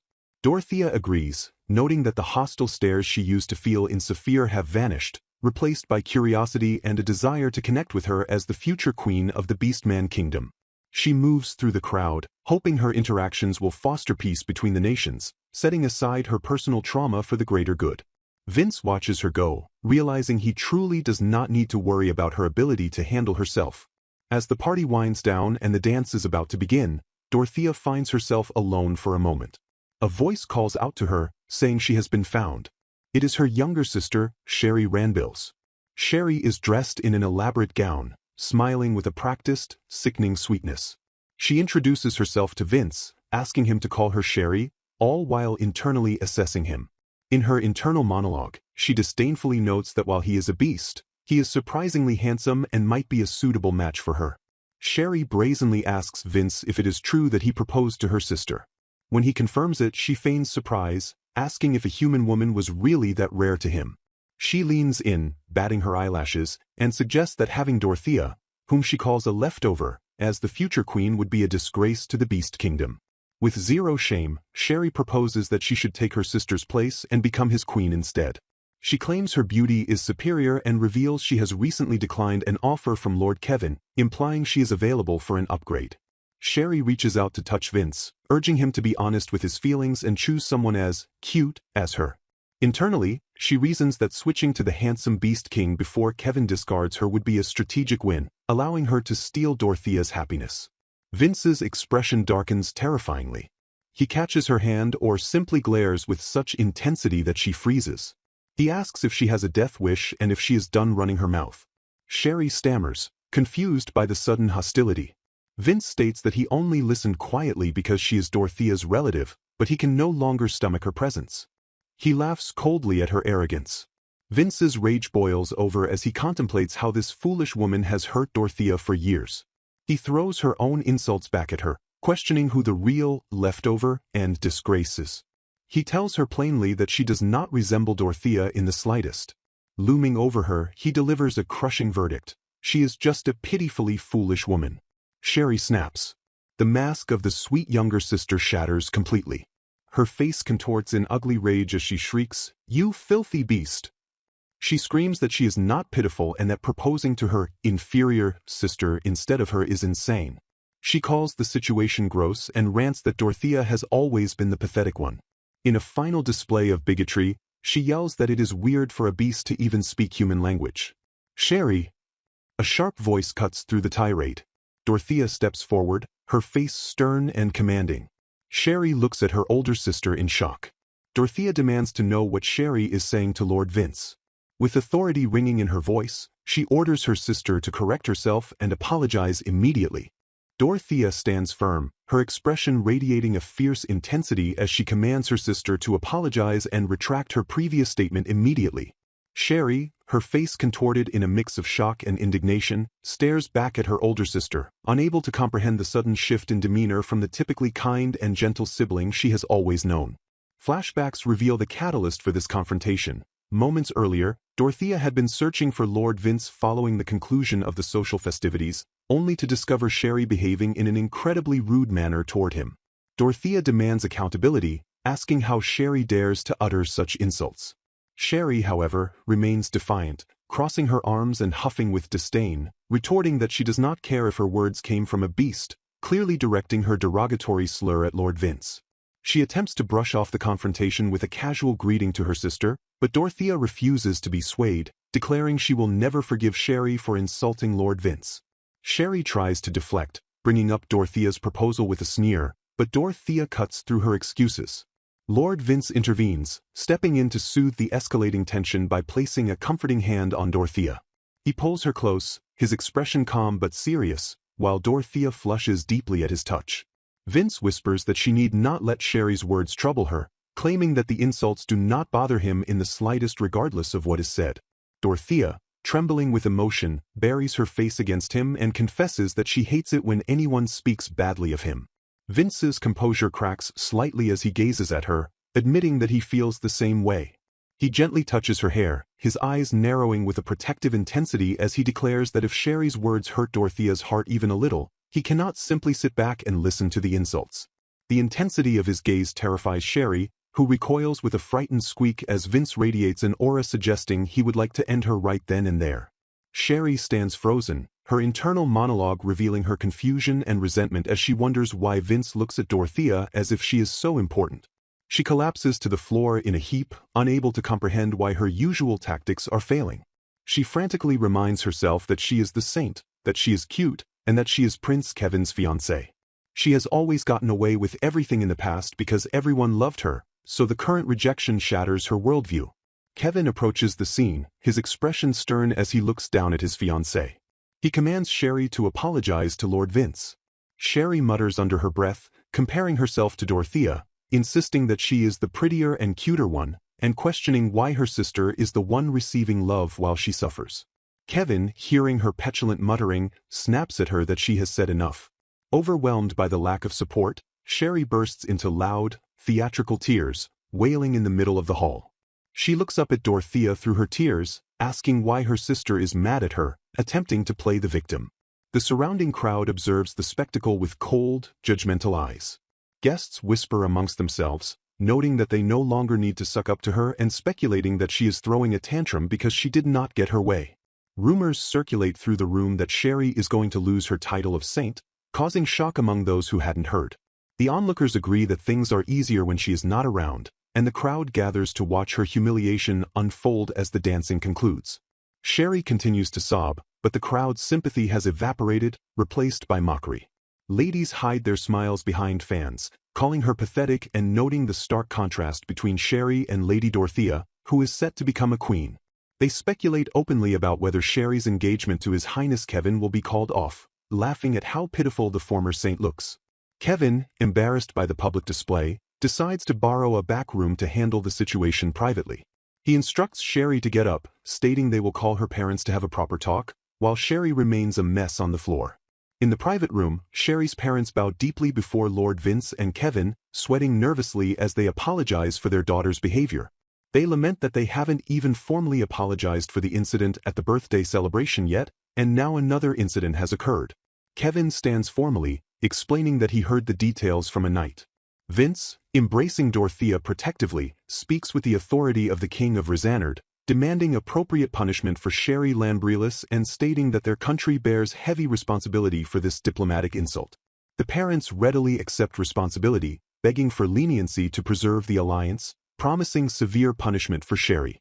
Kevin turns his frustration toward Sherry, asking why she would do something so self-destructive and demanding to know if she read the letter he sent her properly. Sherry, confused and tearful, claims she did read it, recalling the first page mentioned something about how amazing her sister is. Kevin exasperatedly asks why she didn't read the second page, revealing that the first page was merely the introduction. He explains the second page contained a scolding and details about her house arrest and punishment. Sherry vaguely recalls a strong wind blowing in through an open window and a piece of paper flying away on that day, realizing she simply never retrieved the second page. Kevin sighs, clarifying that his previous visit, which Sherry mistook for affection, was actually an apology to Dorothea for the harsh words he had previously spoken to her.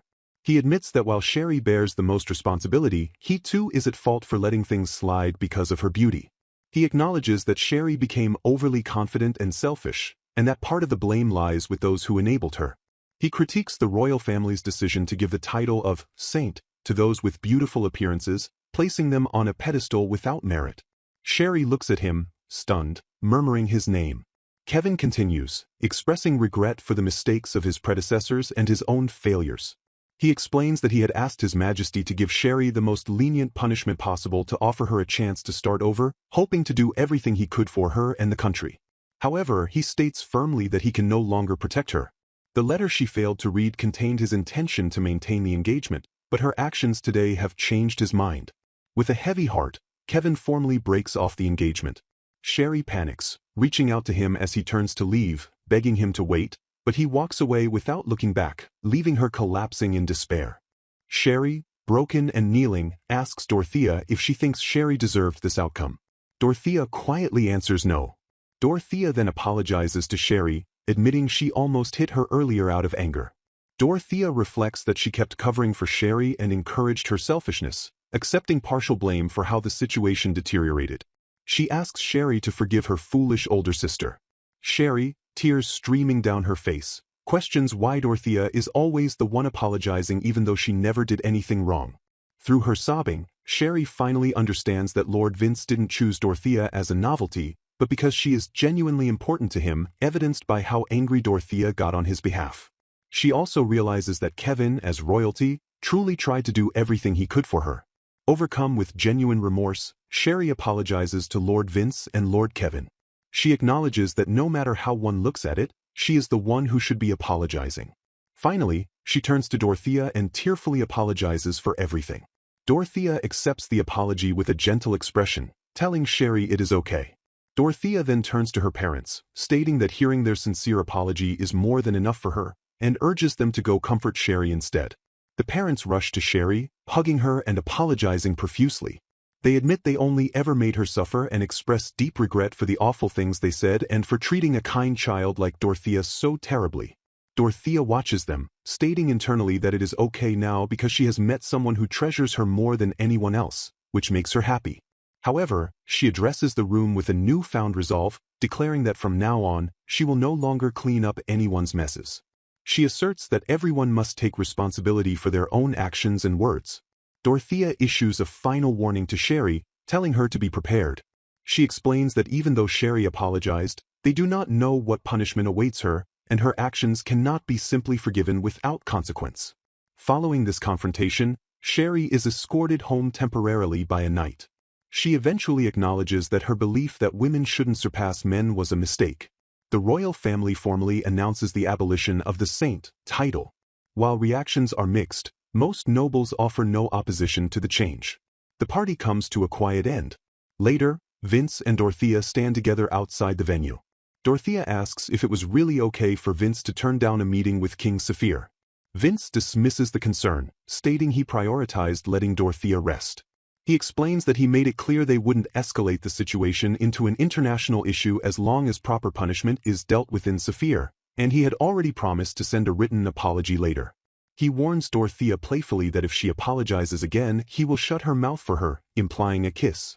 Dorothea blushes and apologizes again instinctively, then corrects herself, lamenting that she caused trouble instead of supporting him. Vince smiles tenderly, calling her a good girl, and noting that she finally smiled. Vince suggests she try to rest during the carriage ride back to the hotel.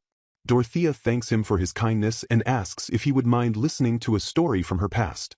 Vince agrees, telling her to say whatever she likes. As the carriage moves, Dorothea wonders aloud what will happen to Sherry from now on. She begins her story, taking her mind back 17 years to the day Sherry was born. She recalls being 3 years old and obsessed with all things cute, from picture books to fluffy stuffed animals and frilly dresses. She describes being completely overwhelmed with joy when Sherry was born, finding the baby incredibly adorable. Dorothea reminisces about how she truly wanted to protect her baby sister. She remembers the sensation of Sherry squeezing her finger tightly and the precious, sweet look on the infant's face. However, as the days passed, Sherry grew more beautiful but her personality began to twist. Dorothea admits she turned a blind eye to it, telling herself it wasn't entirely Sherry's fault. She couldn't let go of that initial feeling of love because she couldn't forget the glow of the moment Sherry first held her hand. In the present, Vince listens intently and then pulls Dorothea into an embrace. He tells her firmly that she is not at fault. Dorothea attempts to argue that she kept covering for Sherry even though she knew it wasn't good for her, but Vince cuts her off. He insists that regardless of Sherry's nature or mistakes, he will say it as many times as necessary, Dorothea is not to blame. Tears well up in Dorothea's eyes as she realizes Vince always affirms her. Vince gently acknowledges that she has endured so much for so long, recognizing the anger she must have felt being unfairly forced to clean up after her sister and the pain of constant comparison. He asks if she has kept it all bottled up until now. Vince strokes her head, assuring her that it is all right now and she can cry as much as she wants. He thanks her for getting angry on his behalf that day. Dorothea, finally releasing the burden she has carried for years, breaks down into sobs, burying her face in his chest. As she cries, a vision of her younger self hugging baby Sherry appears, symbolizing her finally being free from all the pain of the past. She wails loudly, safe in Vince's arms, letting go of the guilt and responsibility she had shouldered for her sister's life. The founding festival, Dorothea and her entourage arrive in the Beastkin kingdom of Diana. The transition to this new environment brings with it an immediate and overwhelming administrative burden, as the chaos of governance proves to be a common occurrence in this realm. Inside the royal office, Lord Raben finds himself physically entombed within a fortress of bureaucracy, his form barely visible beneath a towering, chaotic mountain of paperwork that appears even more formidable than usual. Raben cries out for assistance, his voice emerging from the paper stack as he pleads for help. Lord Vince, observing his subordinate's predicament with a cheerful detachment, assures Raben that there is no need to worry and that he is completely safe. Vince attempts to make a tactical retreat, buttoning his coat and declaring that he has no time to sit around, effectively abandoning Raben to the avalanche of documents. Raben, realizing the betrayal, calls out to Vince, accusing him of trickery. However, Vince deflects the accusation with a smooth, knowing smile, claiming that Diana, referring to Dorothea, is looking at Raben with concern, a statement that causes Raben to pause and look around in confusion. Seizing the distraction, Vince slips away, leaving Raven to realize too late that the princess was never there. Meanwhile, in a separate chamber, Dorothea commits herself to her own duties, determined to give her new role her absolute best effort. She sits at a table where her maid, Nats, serves her a fresh cup of tea. Nats cheerfully announces that she has brewed malkud tea, a nostalgic blend she hasn't made in a while, and has prepared a plethora of snacks to go with it. Dorothea inhales the wonderful aroma, praising the tea that Nats first brewed for her. Nats, observing her mistress's fatigue, encourages Dorothea to enjoy the sweets and relax her body after working so hard. Dorothea gazes at Nats, internally noting what a sweet child she is, and suppresses a strong urge to touch the maid's fluffy ears and tail, fantasizing about how soothing the sensation would be. The peaceful interlude shatters when Nats announces the arrival of Lord Vince. Panic instantly seizes Dorothea. She frantically checks her appearance, worrying that she might look disheveled. She orders Nats to leave them for a bit, and the maid complies with a vigorous affirmation, rushing out of the room. Dorothea attempts to maintain propriety by offering to show Vince in, but he enters before she can act, assuring her that it is fine. Vince observes her flustered state and asks if something is wrong. Dorothea stammers that she needs to serve tea first, but Vince redirects the focus to the document in his hand.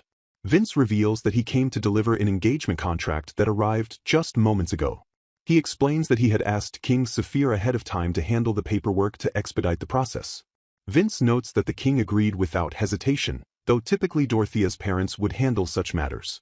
He adds a somber note regarding the uncertainty facing the Viscount Lambrielus house given recent events, necessitating this direct approach. Dorothea stares at the document, the reality sinking in that they are now officially engaged.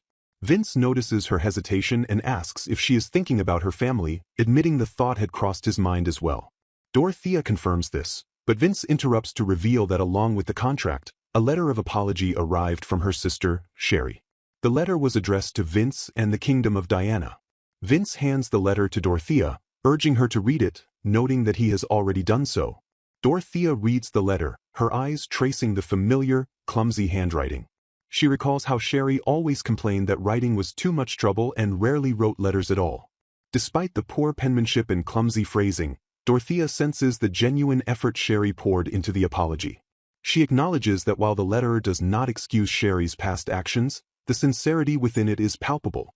Tears well up in Dorothea's eyes as she thanks Vince for letting her read it, expressing her happiness as a sister that Sherry apologized directly to Vince and the others.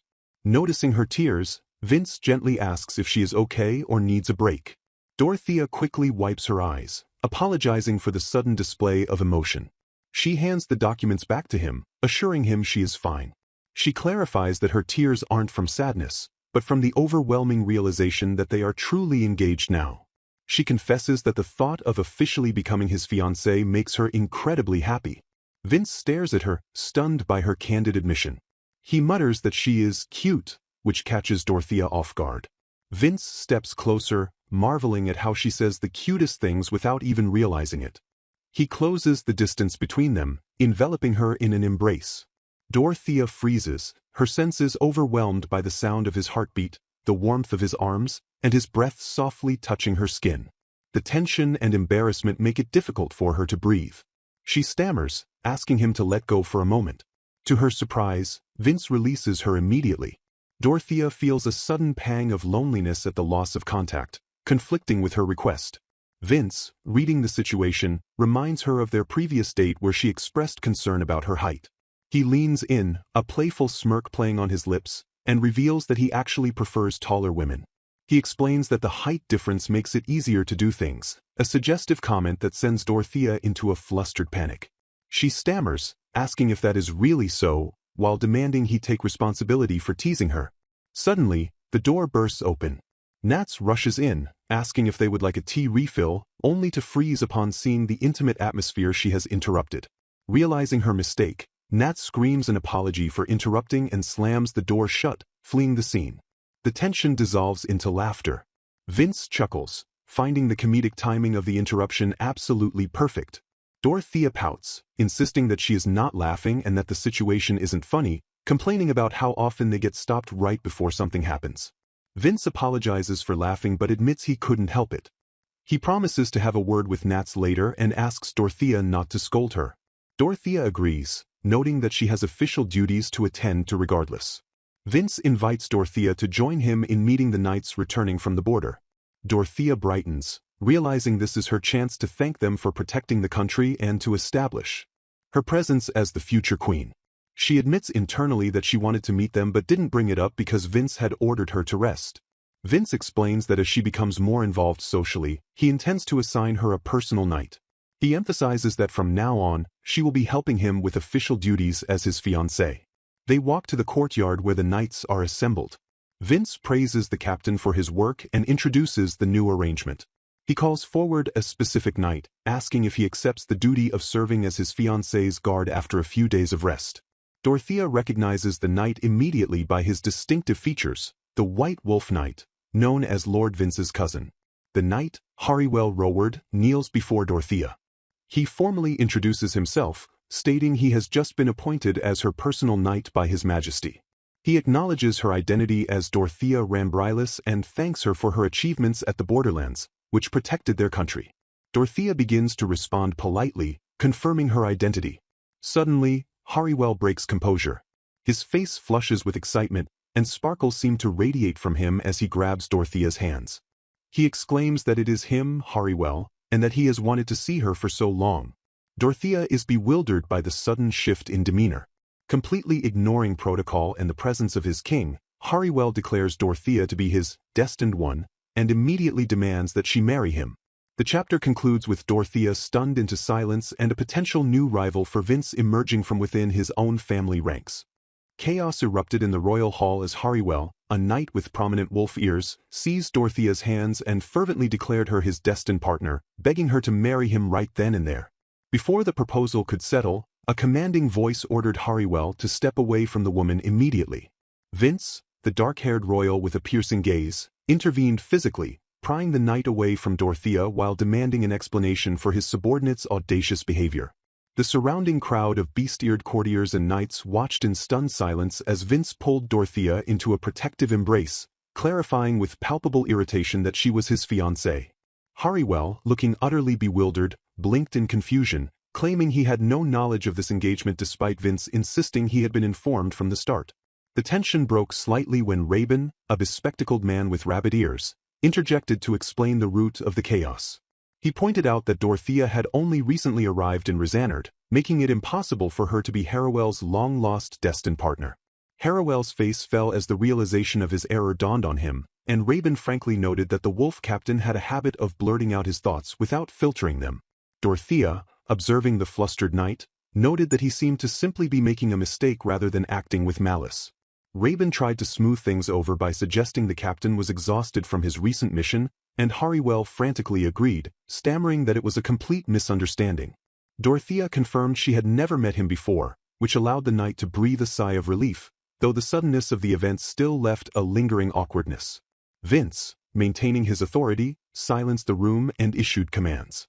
He granted Harrywell leave to rest and recover for the sake of the kingdom, acknowledging the knight's past achievements despite the current blunder. With the immediate spectacle resolved, Vince ordered Harrywell and Raben to report to his office, while instructing Dorothea to return to her room to rest.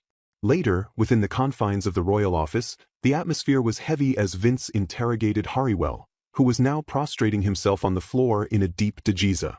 Vince demanded to know if the proposal had been sincere, to which the Wolf Knight, trembling with shame, admitted it had come straight from his heart. Vince sighed, commanding him to stop the excessive groveling and raise his head, recognizing that this impulsive honesty was a core part of Harrywell's character. Raben stood by, observing the scene with a mix of exhaustion and relief, noting that without his quick intervention, the situation could have spiraled into a castle-wide scandal. Vince reflected on their shared past, viewing Harrywell almost like a younger brother due to his simple-minded, passionate nature, even though he had sworn loyalty to the crown. However, Rabin's internal monologue revealed his own stress. He clutched his stomach, muttering about needing healing and wanting to see the princess, a habit Vince sharply criticized as cowardly.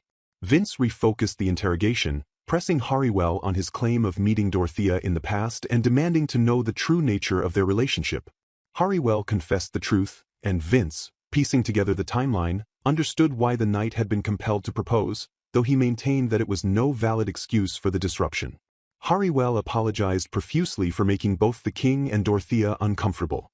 Vince then voiced his reluctance to assign a man who clearly harbored romantic feelings for Dorothea as her personal guard. Sensing the conflict of interest, Hariwell immediately offered his resignation from the position, bowing his head in shame. However, Vince rejected the resignation, citing the rigid laws of Rhysannard which dictated that only an honorary knight, a title held by the kingdom's strongest warrior, Hariwell, could guard the king's betrothed. Changing such a law would take time they did not have. Resigned to the necessity of the arrangement, Vince ordered Hariwell to remain as Dorothea's personal guard, warning him to act with the restraint expected of a knight. Hariwell, eyes shining with renewed purpose, swore to protect Dorothea even at the cost of his own life. Vince dismissed him for the day, instructing him not to trouble Dorothea further. After the Wolf Knight exited, Vince admitted to Rabin that the thought of Hariwell being constantly near Dorothea left him with mixed feelings, primarily driven by jealousy. Rabin, usually cynical, offered rare words of comfort, assuring Vince that Hariwell's loyalty was absolute and that he needn't worry so much. Vince thanked Rabin for his help that day, but the rabbit-eared aide quickly deflected the gratitude, shifting the topic back to Vince's romantic life. Rabin teased Vince, urging him to hurry up and confess to Diana, while Vince clenched his fist, admitting that his jealousy regarding Dorothea refused to fade. Meanwhile, in a sunlit parlor, Dorothea sat with Diana, a woman with cat ears, who expressed deep concern over the earlier incident. Diana asked if Dorothea was all right, fearing she might be feeling awful because Vince had gotten so angry. Dorothea reassured her sister-in-law, explaining that while the sudden hug and proposal had surprised her, she wasn't scared. In fact, she bashfully admitted that seeing Vince's angry reaction made her happy because it proved how much he truly cared for her. Diana, overwhelmed by Dorothea's cuteness, covered her face, stifling a squeal over the blossoming romance. Diana then shared a piece of Beastman trivia she had learned from Rabin. When men of their kind find the woman they love, they cannot help but roar inside. Diana demonstrated this with a playful "gow," mimicking a beast's roar while explaining the instinctual reaction. Dorothea, charmed by the explanation, smiled and noted that she would love to see such a display, finding the idea of a wolf pretending to be a lion incredibly endearing. Diana, gazing at Dorothea's innocent reaction, mentally noted that Rabin would likely be non-functional for a while if he saw this level of cuteness. The conversation shifted to Rabin's role in the earlier chaos, with Diana praising his bravery for smoothing over the awkward situation. Dorothea noticed a flush on Diana's cheeks as she spoke of Rabin, realizing that Diana also held affection for the rabbit aide. The intimate girl talk stirred feelings within Dorothea. Seeing Diana's confidence made her yearn for a similar connection with Vince. She wanted him to look at her with his enchanting gaze and call her name in his deep voice.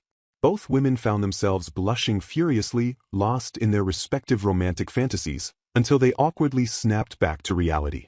Dorothea retreated to her thoughts, realizing that before she could even think about kissing, she needed to properly confess her feelings to Vince. Later, Dorothea sat alone reading a book to study romantic phrases, but she slammed it shut in embarrassment after reading a line about wanting to bear a child immediately. She reflected on her own struggles to articulate her emotions, recalling how she almost slipped and said, "I love you," during the last new moon when Vince was being unusually vulnerable. Feeling overwhelmed and unable to consciously express her overflowing love, she decided to return to her room to organize her thoughts.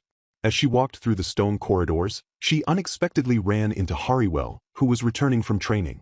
The encounter was initially stiff, with Hariwell formally addressing her. He insisted on escorting her to her room, reminding her that despite his high status as a former heir to the throne, his current duty as a knight and the law required him to be her guard. Dorothea accepted his offer, and as they walked, she found herself studying him closely. She noted his lineage and the fact that he had renounced his claim to the throne, but her gaze kept drifting to his pure white wolf ears and tail, which she mentally compared to cotton candy. The sight triggered a maternal instinct in her, contrasting with his handsome appearance.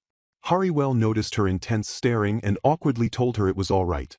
Dorothea, flustered, apologized for being rude, but Hariwell, blushing deeply, reassured her that she could look as long as she wanted. He even offered to let her touch his ears if she wished, stammering through the generous offer. Dorothea declined the touch but thanked him, and Hariwell took the opportunity to apologize again for his behavior earlier that day. Dorothea smiled gently, telling him to raise his head and assuring him that since Vince had forgiven him, she held no grudge either. Overcome with emotion at her forgiveness, Hariwell grabbed her hands, shaking them enthusiastically while proclaiming her the kindest person he knew. The touching moment was shattered instantly as a furious voice cut through the air. Vince appeared, witnessing Hariwell holding Dorothea's hands. With a dark, possessive scowl, the king demanded that Hariwell get his hands off Dorothea, interrupting the knight's vow of protection and plunging the corridor back into tension. The tense confrontation in the corridor escalated as Vince physically intervened, his voice dropping to a command that brooked no argument as he ordered Hariwell to remove his hands from Dorothea. The king's gaze was icy, his demeanor radiating a possessive fury that demanded an immediate explanation for why the knight appeared to be seizing Dorothea's hand by force. Hariwell, sweating profusely under the royal glare, stammered that he had simply continued holding her hand after their earlier encounter. He explained that he had met Dorothea by chance and offered an apology for his previous misconduct, and when she graciously forgave him, her kindness had moved him so deeply that he lost his composure. Hariwell bowed his head deeply, offering a sincere apology for the misunderstanding. Vince, though still skeptical about whether the situation could be described as merciful, accepted the explanation with a curt acknowledgement. He turned his attention to Dorothea, seeking her confirmation of the knight's account. Once confirmed, Vince issued a stern warning to Hariwell to be mindful of actions that could invite such misunderstandings, declaring unequivocally that there would be no next time. He reiterated his previous command not to trouble Dorothea and dismissed the knight, ordering him to return to his room if he understood the gravity of the situation. Hariwell, chastised and trembling, offered his deepest apologies once more before retreating. Left alone in the stone hallway, the atmosphere remained heavy. Dorothea, sensing the lingering anger in Vince's silence, felt a knot of anxiety tighten in her chest, convinced he was still furious. She struggled to find the words to thank him for his intervention, her thoughts racing as he silently took her hand and led her away. They arrived at a private room lined with bookshelves, where the tension did not dissipate. Vince sat on a plush sofa, his expression unreadable, while Dorothea nervously offered to prepare tea. He bluntly refused the offer and commanded her to simply sit beside him. Dorothea obeyed, sitting stiffly on the edge of the sofa, her mind plagued by insecurity. She wondered if she had been too soft on Hariwell or if she lacked the proper awareness expected of the king's fiancée, fearing that Vince's anger was now directed at her. Her back was slick with sweat from the stress. Suddenly, Vince leaned his weight onto her, collapsing his head onto her lap in a gesture of utter exhaustion. He murmured that thanks to Hariwell, he was completely drained. Flustered by the sudden intimacy, Dorothea stammered, suggesting he might rest better in his bed, but Vince insisted that her lap pillow worked better for him. He requested she face the other way, likely to hide his vulnerability. As he rested, a smirk touched Vince's lips, and he teased that considering he was settling for just a lap pillow, he was acting quite the gentleman. Dorothea, blushing furiously, accused him of being mean, to which he readily agreed, noting that her embarrassment was palpable. He tightened his hold, pressing closer to feel her better, which only deepened her flush. Softening his tone, he apologized for scaring her earlier. He confessed that his jealousy had flared so intensely that he felt the urge to push her down right then and there. Dorothea tried to take the blame, insisting she was the one who caused trouble, but Vince cut her off, firmly stating that the jealousy was entirely his own problem and that Hariwell was the one at fault. Vince then admitted that seeing her become the object of jealousy made him happy, dropping a line that struck Dorothea with its devastating honesty. Sensing an opportunity to shift the mood, he offered a compromise.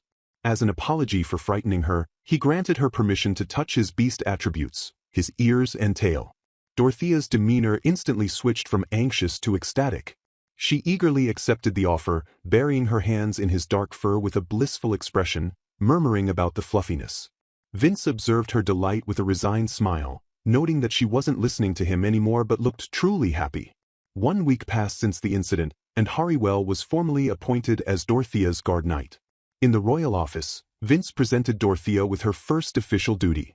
Despite the recent ceremony fatigue, he requested she inspect the town of Cezena, located near the great city of Asman. He explained that he trusted her knowledge, reasoning, and initiative to handle the task. Dorothea, surprised but honored, accepted the mission, realizing that with an official guard now assigned to her, she needed to redouble her focus as Vince's fiancée. Cezena, known as the City of Artisans, was home to many craftsmen who created Rezanard's traditional works. However, the town had been declared a disaster area following a tornado 6 months prior. Although structural repairs were complete, The production of fusion dye remained critically low. As the carriage approached the town, Hariwell, fully embracing his role, dramatically vowed to give his life to protect Dorothea, though she gently suggested he value his life instead. Upon arrival, they were greeted by Sazina's lord, Eureka, a woman with round, koala-like beast ears, who welcomed Dorothea to her first duty. Eureka guided them to the fusion dyer's workshop but offered a warning that the artisan, Rebe, was known to be rather difficult. Contrary to the warning, the meeting with Rebe, a rugged man with scruffy facial hair and wolf-like ears, went surprisingly well. Rebe had expected a haughty noble, but he was instantly charmed by Dorothea's genuine fascination with the tools and the real thing. Dorothea's eyes sparkled as she examined the finely chopped fusion leaf dye and the rare dyeing machines, her excitement palpable. Rebe laughed heartily, declaring that no bad egg could love fusion dye so much, and opened the floor for any questions. Dorothea wasted no time, asking directly about the drop in production over the last 6 months. Rebe's expression darkened as he explained that lately, the fabric wouldn't take the color correctly, resulting in a shade lighter than the signature deep blue. As a craftsman of integrity, he refused to ship substandard product, which had cut deliveries in half. Dorothea proposed a hypothesis: could the leaves themselves be of lower quality? She recalled that the gathering site had been hit by the tornado and theorized that microdamage from the storm had hastened the degradation of the leaves, as degraded leaves were known to develop color poorly. Rebe was stunned by the deduction. He realized that since the tornado, he had indeed been discarding more leaves than usual. He confirmed her theory, noting his equipment was solid, leaving raw material degradation as the only logical cause. Rebe panicked, wanting to find a fix immediately, but Hariwell stood in shock as Dorothea revealed she had already prepared a solution. She had arranged for the import of unaffected leaves to bridge the gap. Rebe was overcome with emotion, grabbing her hands and praising her as a genius, though Dorothea humbly insisted she was just a maid and had only prepared the paperwork. Leaving the workshop, Dorothea felt a wave of relief and satisfaction. She reflected that thinking of Vince helped her relax and focus. She asked Hariwell to escort her to the next district, eager to make the inspection as fruitful as possible. Hariwell, deeply impressed, praised her as a model knight in spirit, declaring it his highest honor to serve her. Upon their return to the castle, Hariwell excused himself to report to the king, advising Dorothea to rest. However, as Dorothea entered the castle, she found Vince waiting for her in the hallway, unaccompanied by any attendants. He welcomed her back with a soft expression. Dorothea realized with a surge of joy that he had been waiting there specifically to greet her the moment she returned. Vince, looking slightly flushed and averting his gaze, tried to play it cool, but his embarrassment was evident. He praised her work, noting he had heard the fusion dye issue was resolved, and asked for her approval to finalize the solution. Walking side by side, Dorothea felt her tension melt away in his presence, mentally declaring that being by Vince's side was the peak of bliss. Just as she savored the peaceful moment, a frantic voice screamed, "Dorothea!" from behind, shattering the calm. Before she could react, a force impacted her, leaving her crying out in shock as the scene descended into sudden chaos. The frantic cliffhanger that had previously gripped the corridor resolved not into an abduction, but into a desperate rescue. The force dragging Dorothea away was revealed to be Lord Vince himself, who had intercepted her fall just in time. He held her close, his expression a mixture of panic and relief, demanding to know if she was injured. Dorothea, dazed and looking up at her savior, admitted she had let her guard down, but Vince dismissed her apologies, stating firmly that her safety was the only thing that mattered. Hariwell arrived a moment later, breathless and apologetic for his tardiness, but Vince had no patience for explanations. Asserting his possessive authority, the king scooped Dorothea up into his arms, declaring he did not trust her to walk on her own and summarily dismissing the Wolf Knight. Hariwell accepted the dismissal with a bow, while Dorothea offered a heartfelt thank you to the knights for allowing her to tour the city safely. Vince watched this exchange with a simmering dark gaze, muttering under his breath about her being a troublesome, oblivious charmer, before carrying her away from the scene. Inside the safety of the royal quarters, the atmosphere shifted from chaotic to intimate. Vince ordered Dorothea to sit and took the teapot himself, insisting on serving her since she had nearly collapsed from exhaustion. Dorothea felt a pang of guilt at letting the king serve her, yet she found herself overwhelmed with happiness simply by being in his presence. She sipped the tea, praising its flavor, while Vince watched her with a softened expression. As they settled into the quiet rhythm of the room, Dorothea began her report on the inspection, explaining that the issue with the fusion dye stemmed from the quality of the leaves. However, her internal thoughts drifted far from business. She analyzed her own emotions, realizing that despite the thrilling, heart-pounding nature of their time together, she felt a profound sense of calm beside him. In the privacy of her mind, she acknowledged that her chest was overflowing with love for him, even if she wasn't the type to blurt such feelings out loud. Vince, seemingly reading the atmosphere if not her exact thoughts, smirked and murmured that he already knew, implying a deep understanding of her unspoken affections. The conversation took a sharp turn toward the physical when Vince abruptly declared that business could wait. He leaned in, confessing that he felt an overwhelming urge to touch his unbearably cute fiancée. He reached for her hand, claiming he would restrain himself to just that, though his eyes betrayed a hunger for much more. As he held her hand, his sharp gaze detected a minute imperfection, a small cut on her index finger.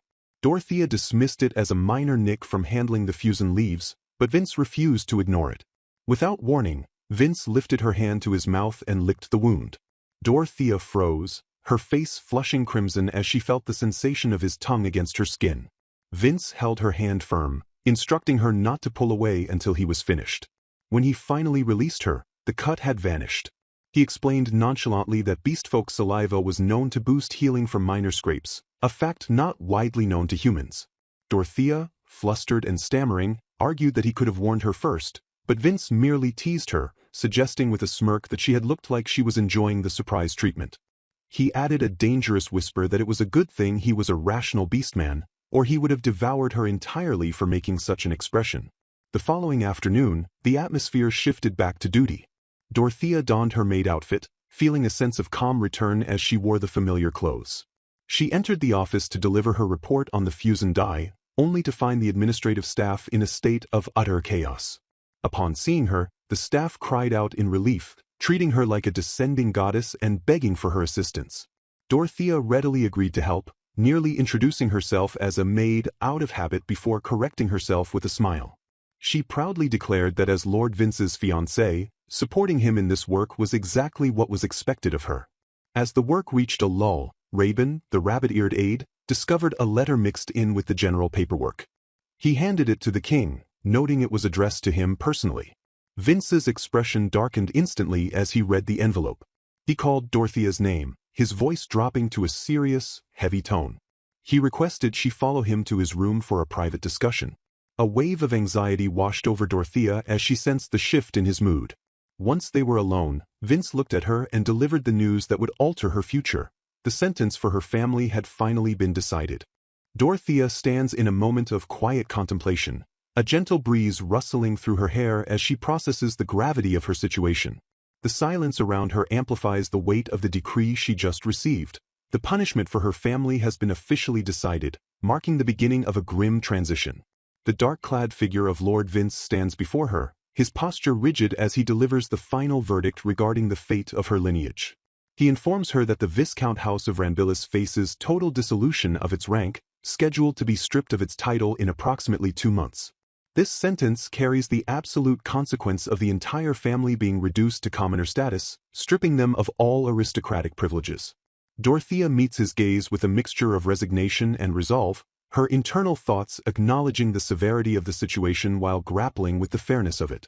She reasons that, considering the magnitude of Sherry's actions, they perhaps escaped with a light sentence by only losing their title. However, the emotional toll pierces through her rationalization as she pictures her family home, a place of memories and heritage, now destined to be ruined and left behind. The countdown has begun. 2 short months remain until they lose everything that defined their social existence. Her mind immediately shifts to the practical nightmares awaiting her relatives, spiraling into questions about their basic survival. She wonders where they will live and how they will secure employment, the uncertainties flooding her thoughts. The realization strikes her that it would not be unusual if the estate were already seized and placed under state control, leaving them homeless immediately. She considers the plight of Sherry and the others, individuals who have known only the pampered life of nobility, now facing the harsh shock of suddenly becoming commoners. The question of what they will do and how they will cope hangs unanswered in the air. Dorothea considers turning to Lord Vince for guidance or assistance, but she quickly dismisses the impulse. She observes that he is already overwhelmed with his duties, and she refuses to add to his burdens, deciding firmly that she shouldn't ask him for more favors. Dorothea wrestles with her own hesitation, questioning if her reluctance stems from the depth of her feelings for Lord Vince. She acknowledges a desperate desire to simply stay by his side, a wish that feels increasingly selfish in the wake of her family's disgrace. The political optics terrify her. The idea of the Beast Kingdom's king being engaged to a commoner from a foreign land presents a scandal waiting to erupt. This specific fear is merely one among a multitude of worries plaguing her mind. She sighs deeply, recognizing the futility of her anxiety, as worrying alone solves nothing. Her insecurity deepens as she recalls her previous belief that even a viscount's daughter lacked the sufficient standing to become the king's wife, a gap that has now widened into a chasm. She attempts to steel herself, accepting that some things cannot be helped, yet the fear of public perception lingers. She anticipates the inevitable scorn, certain that many will view a commoner like her as unfit to wear the crown of a queen. The thought of such rejection creates an unbearable weight in her chest. While she finds comfort in the kindness of the castle staff and Lord Vince's assurance that he does not care about her status, she knows the political reality is far harsher. Even if those close to her ignore the details of her rank, the prospect of Lord Vince facing criticism and ridicule solely because of his association with her tears at her conscience. Her gaze drifts upward, catching the sight of a delicate crescent moon hanging in the sky. The visual prompts a calculation in her mind. Only a few days remain until the arrival of the new moon, a celestial cycle that holds significance for the Beastkin. Time advances, the narrative shifting to a few days later where Dorothea sits at a desk, surrounded by the quiet scratching of a quill against paper. She diligently processes the paperwork that will finalize her new reality, noting that these documents will be fully processed in 2 months. At that distinct marker in time, she will be completely removed from the noble registry, her former identity erased from the official records. As she works, she finds a small measure of relief in the fact that Lord Vince has been away from the castle for the past few days, sparing him from witnessing her melancholy. She reaffirms to herself that soon, the titles will vanish, and she will be nothing more than just Dorothea. She maintains a brave facade to hide her growing anxiety, aware that no one in the castle has noticed her internal turmoil. However, she knows deep down that Vince would see through her mask in an instant if he were present. Her thoughts are interrupted by the anticipation of his return. Lord Vince is expected back at any moment. Suddenly, a sharp knock at the door startles her, causing her to exclaim in surprise. She immediately composes herself, assuming it is Vince, and prepares to greet him with the warmth of a dutiful partner. She plans to escort him straight to his room, provide him with a warm drink and a change of clothes, certain that he must be exhausted from his travels. The door opens to reveal not Vince, but Lord Harrywell, recognizable by the animal ears atop his head. Dorothea quickly apologizes for her lack of attention, but Harrywell seems visibly distressed, sweat beading on his face. He brushes off her concern, stating he just wanted to inform her that he is not feeling well and requests permission to take his leave for the day. He informs her that he has already assigned a replacement guard to watch over her, ensuring her safety is not compromised. He urges her to focus on welcoming Lord Vince and to rest, trying to deflect attention from his own condition. Dorothea observes him closely, realizing with sudden clarity the urgency of his situation. Harrywell must reach his room before the sun fully sets. She connects the dots regarding his identity. He is a white wolf, a member of the wolf beastkin lineage. She recalls Lord Vince revealing this secret to her during the previous new moon. Dorothea confronts Harrywell with this knowledge, asking if he, too, takes on a human form during this time, a secret that must be kept from the general populace. Harrywell confirms her suspicion, his silence and expression validating her deduction. Assessing his condition, Dorothea notes that he looks feverish and calculates that there is probably only an hour left until sunset. She chastises herself for being so wrapped up in her own worries that she failed to notice his suffering earlier. She insists on helping him, dismissing his protests that he cannot trouble her. Despite his refusal, Dorothea moves to support him, offering her shoulder and declaring that they will get him to his room together. When he protests again, citing her status, she reminds him that he is always the one helping her. She asserts that it is now her duty to see him safely to his quarters. Leaning on her for support, Harrywell walks alongside Dorothea through the corridor. She smiles brightly at him, stating that as Lord Vince's fiancée, she cannot simply stand by and leave him suffering like this. Harrywell, weakened and grateful, finally relents, asking her to please handle the situation. Suddenly, a figure in the foreground witnesses their intimate proximity, exclaiming in confusion, "Wait, what's that?" The silhouette suggests Lord Vince has returned, stumbling upon a scene that could easily be misunderstood. Dorothea stands by the bedside, her posture attentive and commanding as she oversees the recovery of the invalid before her. She addresses the bedridden Hariwell with a gentle but firm resolve, instructing him that if his appetite returns, she will personally request the chef to prepare a light meal, urging him not to hesitate in voicing his needs. Noting the flush on his face, she deduces he might still be suffering from a fever and insists on cooling his forehead immediately. She gestures for him to lie back down, prioritizing his physical stabilization over any formalities. Hariwell, visibly weakened and sweating, attempts to apologize for the burden he has placed upon her, his voice laden with guilt for troubling her with his condition. Dorothea instantly dismisses his contrition, reminding him that the roles are usually reversed and that she is the one typically receiving his aid, making this act of caretaking a mere balancing of scales. The narrative shifts to Dorothea assuming total control of the situation to ensure his recovery. She raises a finger in a playful yet authoritative gesture, issuing a strict command that he must take the entire following day off as a precaution. Her tone brooks no argument as she declares this an official order, compelling him to utilize this opportunity for proper rest. She points out that his recent schedule has been exhausting, as he has been guarding her every single day without respite. To facilitate his comfort, she requests the location of his change of clothes, intending to keep them within easy reach for him. Hariwell, overwhelmed by her assertive kindness, stammers his compliance, his eyes shimmering with unshed tears as he gazes at her. Internally, he marvels at her benevolence, his thoughts filled with gratitude for the woman tending to him. Dorothea, meanwhile, observes his emotional reaction with a touch of amusement, thinking that Lord Hariwell is being overly dramatic about simple nursing care. Dorothea busies herself with the practicalities of care, wringing out a wet towel over a wooden bucket. Her expression softens into one of solemn dedication as she reflects that this nursing is the extent of her utility to Hariwell. She resolves to execute this small duty to the absolute best of her ability, determined to provide whatever comfort she can generate. Some time passes, and the care yields results. Hariwell sits up in bed, looking significantly more alert, and addresses Dorothea by name. He attributes his improved condition entirely to her nursing, claiming he feels much better. Dorothea, ever the attentive caretaker, inquires about his specific feelings while handing him a glass of water. As he attempts to sit up too vigorously, she admonishes him, warning that he must not rise so suddenly given his recent state. Hariwell accepts the water and the scolding, reiterating his profound gratitude, stating that he can only be grateful to her for her presence. The atmosphere in the room shifts, becoming charged with a sudden intensity. Hariwell, seemingly energized by the care he received, declares that he feels well enough to start swinging a sword immediately. His gaze then locks onto Dorothea, his expression softening into a look of deep, nostalgic affection. He confesses that she has always been incredibly kind, a trait he has observed since long ago. Dorothea flusters at the compliment, vehemently denying that she has done anything special to warrant such praise.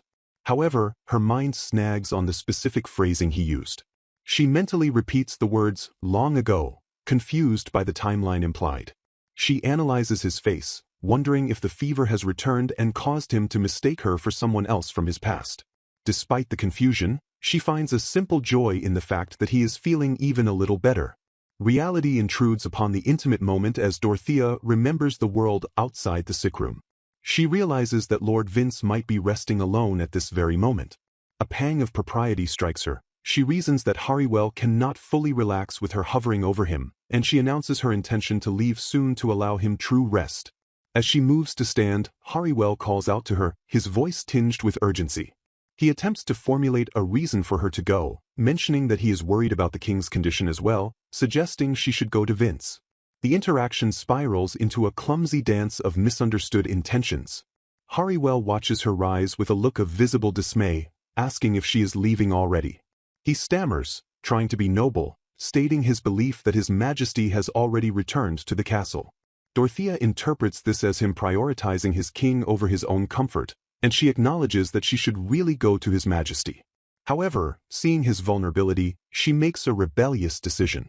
She interrupts his noble sacrifice, declaring that she will stay a little longer, defying the logic of duty for the sake of compassion. Hariwell panics, his ears flattening as he realizes his attempt to be proper has backfired or been misunderstood, exclaiming that wasn't what he meant at all. Hariwell sinks back into the pillow, his defenses crumbling. He asks her directly, almost whispering, why she has always been this way.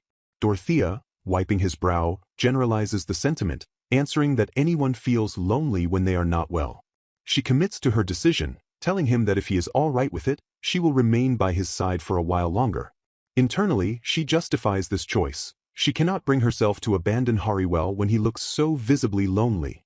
She acknowledges the conflict, knowing she should be putting Vince first, but her empathy overrides her obligation.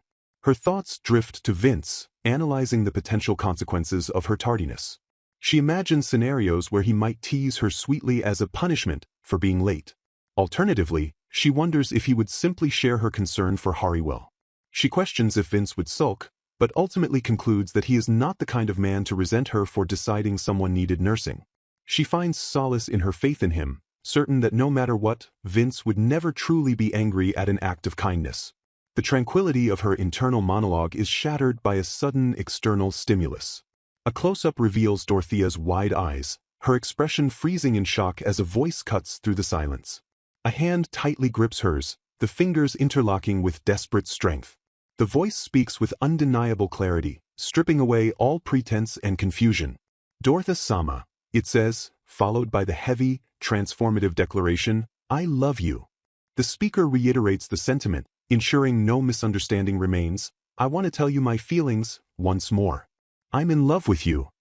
Dorothea freezes, her body rigid against the sudden, overwhelming declaration that hangs in the air between them. The words, I love you, echo with absolute clarity, shattering the quiet atmosphere of the sickroom. Hariwell tightens his grip on her hand, his fingers interlocking with hers as he refuses to retreat from the vulnerability he just exposed. He leans forward, closing the distance, and confesses that he can no longer suppress the torrent of emotions swelling within him. Her mind races to process the confession, stripping away any possibility of misunderstanding. She analyzes his demeanor, noting the feverish heat radiating from his skin and the raw, unmasked sincerity burning in his amber eyes. She concludes instantly that this is no fever-induced delirium nor a case of mistaken identity. Hariwell is not a man who trifles with such weighty words.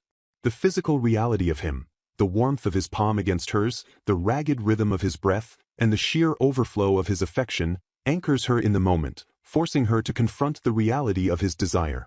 Hariwell searches her face, his expression a mixture of hope and desperation. He asks, his voice tinged with disbelief, if she truly still does not remember. Dorothea recoils slightly, her thoughts spiraling into confusion as she questions why he would love her and, more importantly, since when this affection began. Hariwell presses on, revealing that he has yearned to see her for an agonizingly long time. He declares with absolute conviction that she is his destined one. Memories and emotions pour from him as he recounts her gentleness, his praise bordering on reverence. He stammers out his certainty that she is kinder than anyone else he has ever known.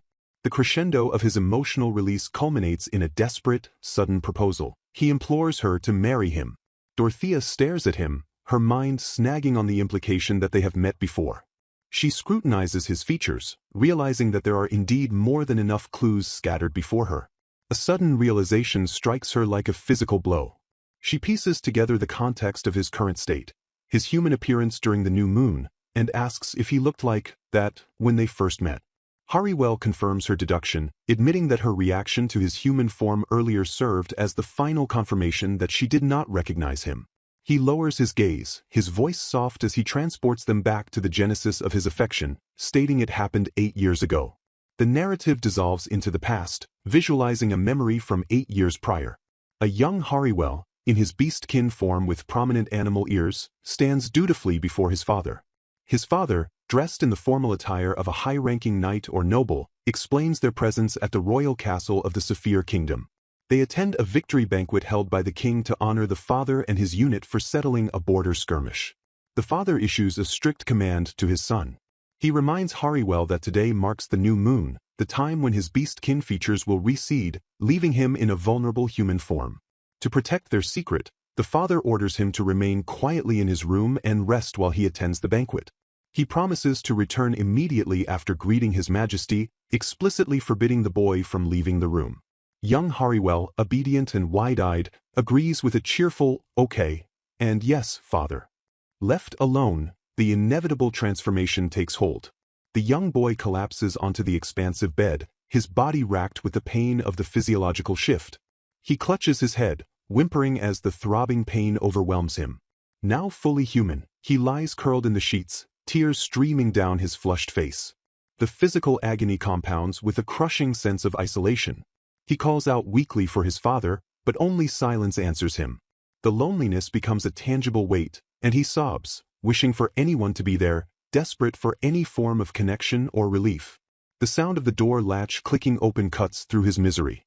A figure enters the room, and the boy, barely conscious, pleads for help. It is a young Dorothea.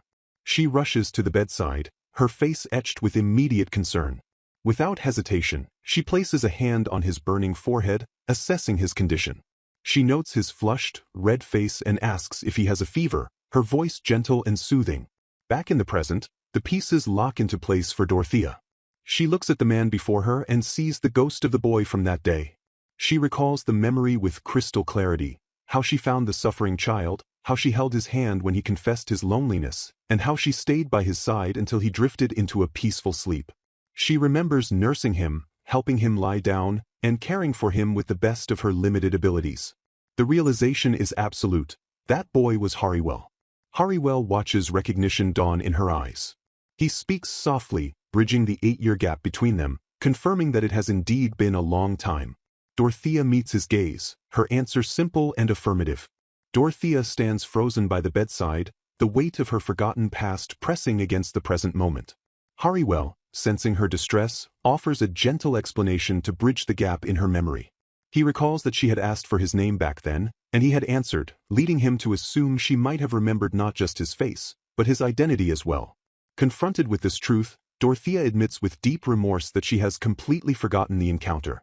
Hariwell immediately absolves her of any guilt, reasoning that there was no way she could have known he was a beastman while he possessed a human form.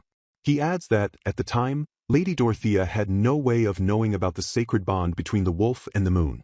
He insists she stop apologizing, emphasizing that they met only once, 8 years ago, and it would not be strange for such a fleeting memory to fade. For Hariwell, however, that single day was transformative. He admits that simply knowing she remembers him at all makes him happy. He vividly describes the intimacy of that moment, recalling how she held his hand and repeatedly asked if he was okay. To his younger self, scared and sick, Dorothea appeared as nothing less than a goddess. He reminisces about how she refused to leave him, caring for him even when he selfishly begged her not to call a doctor, respecting his privacy without prying.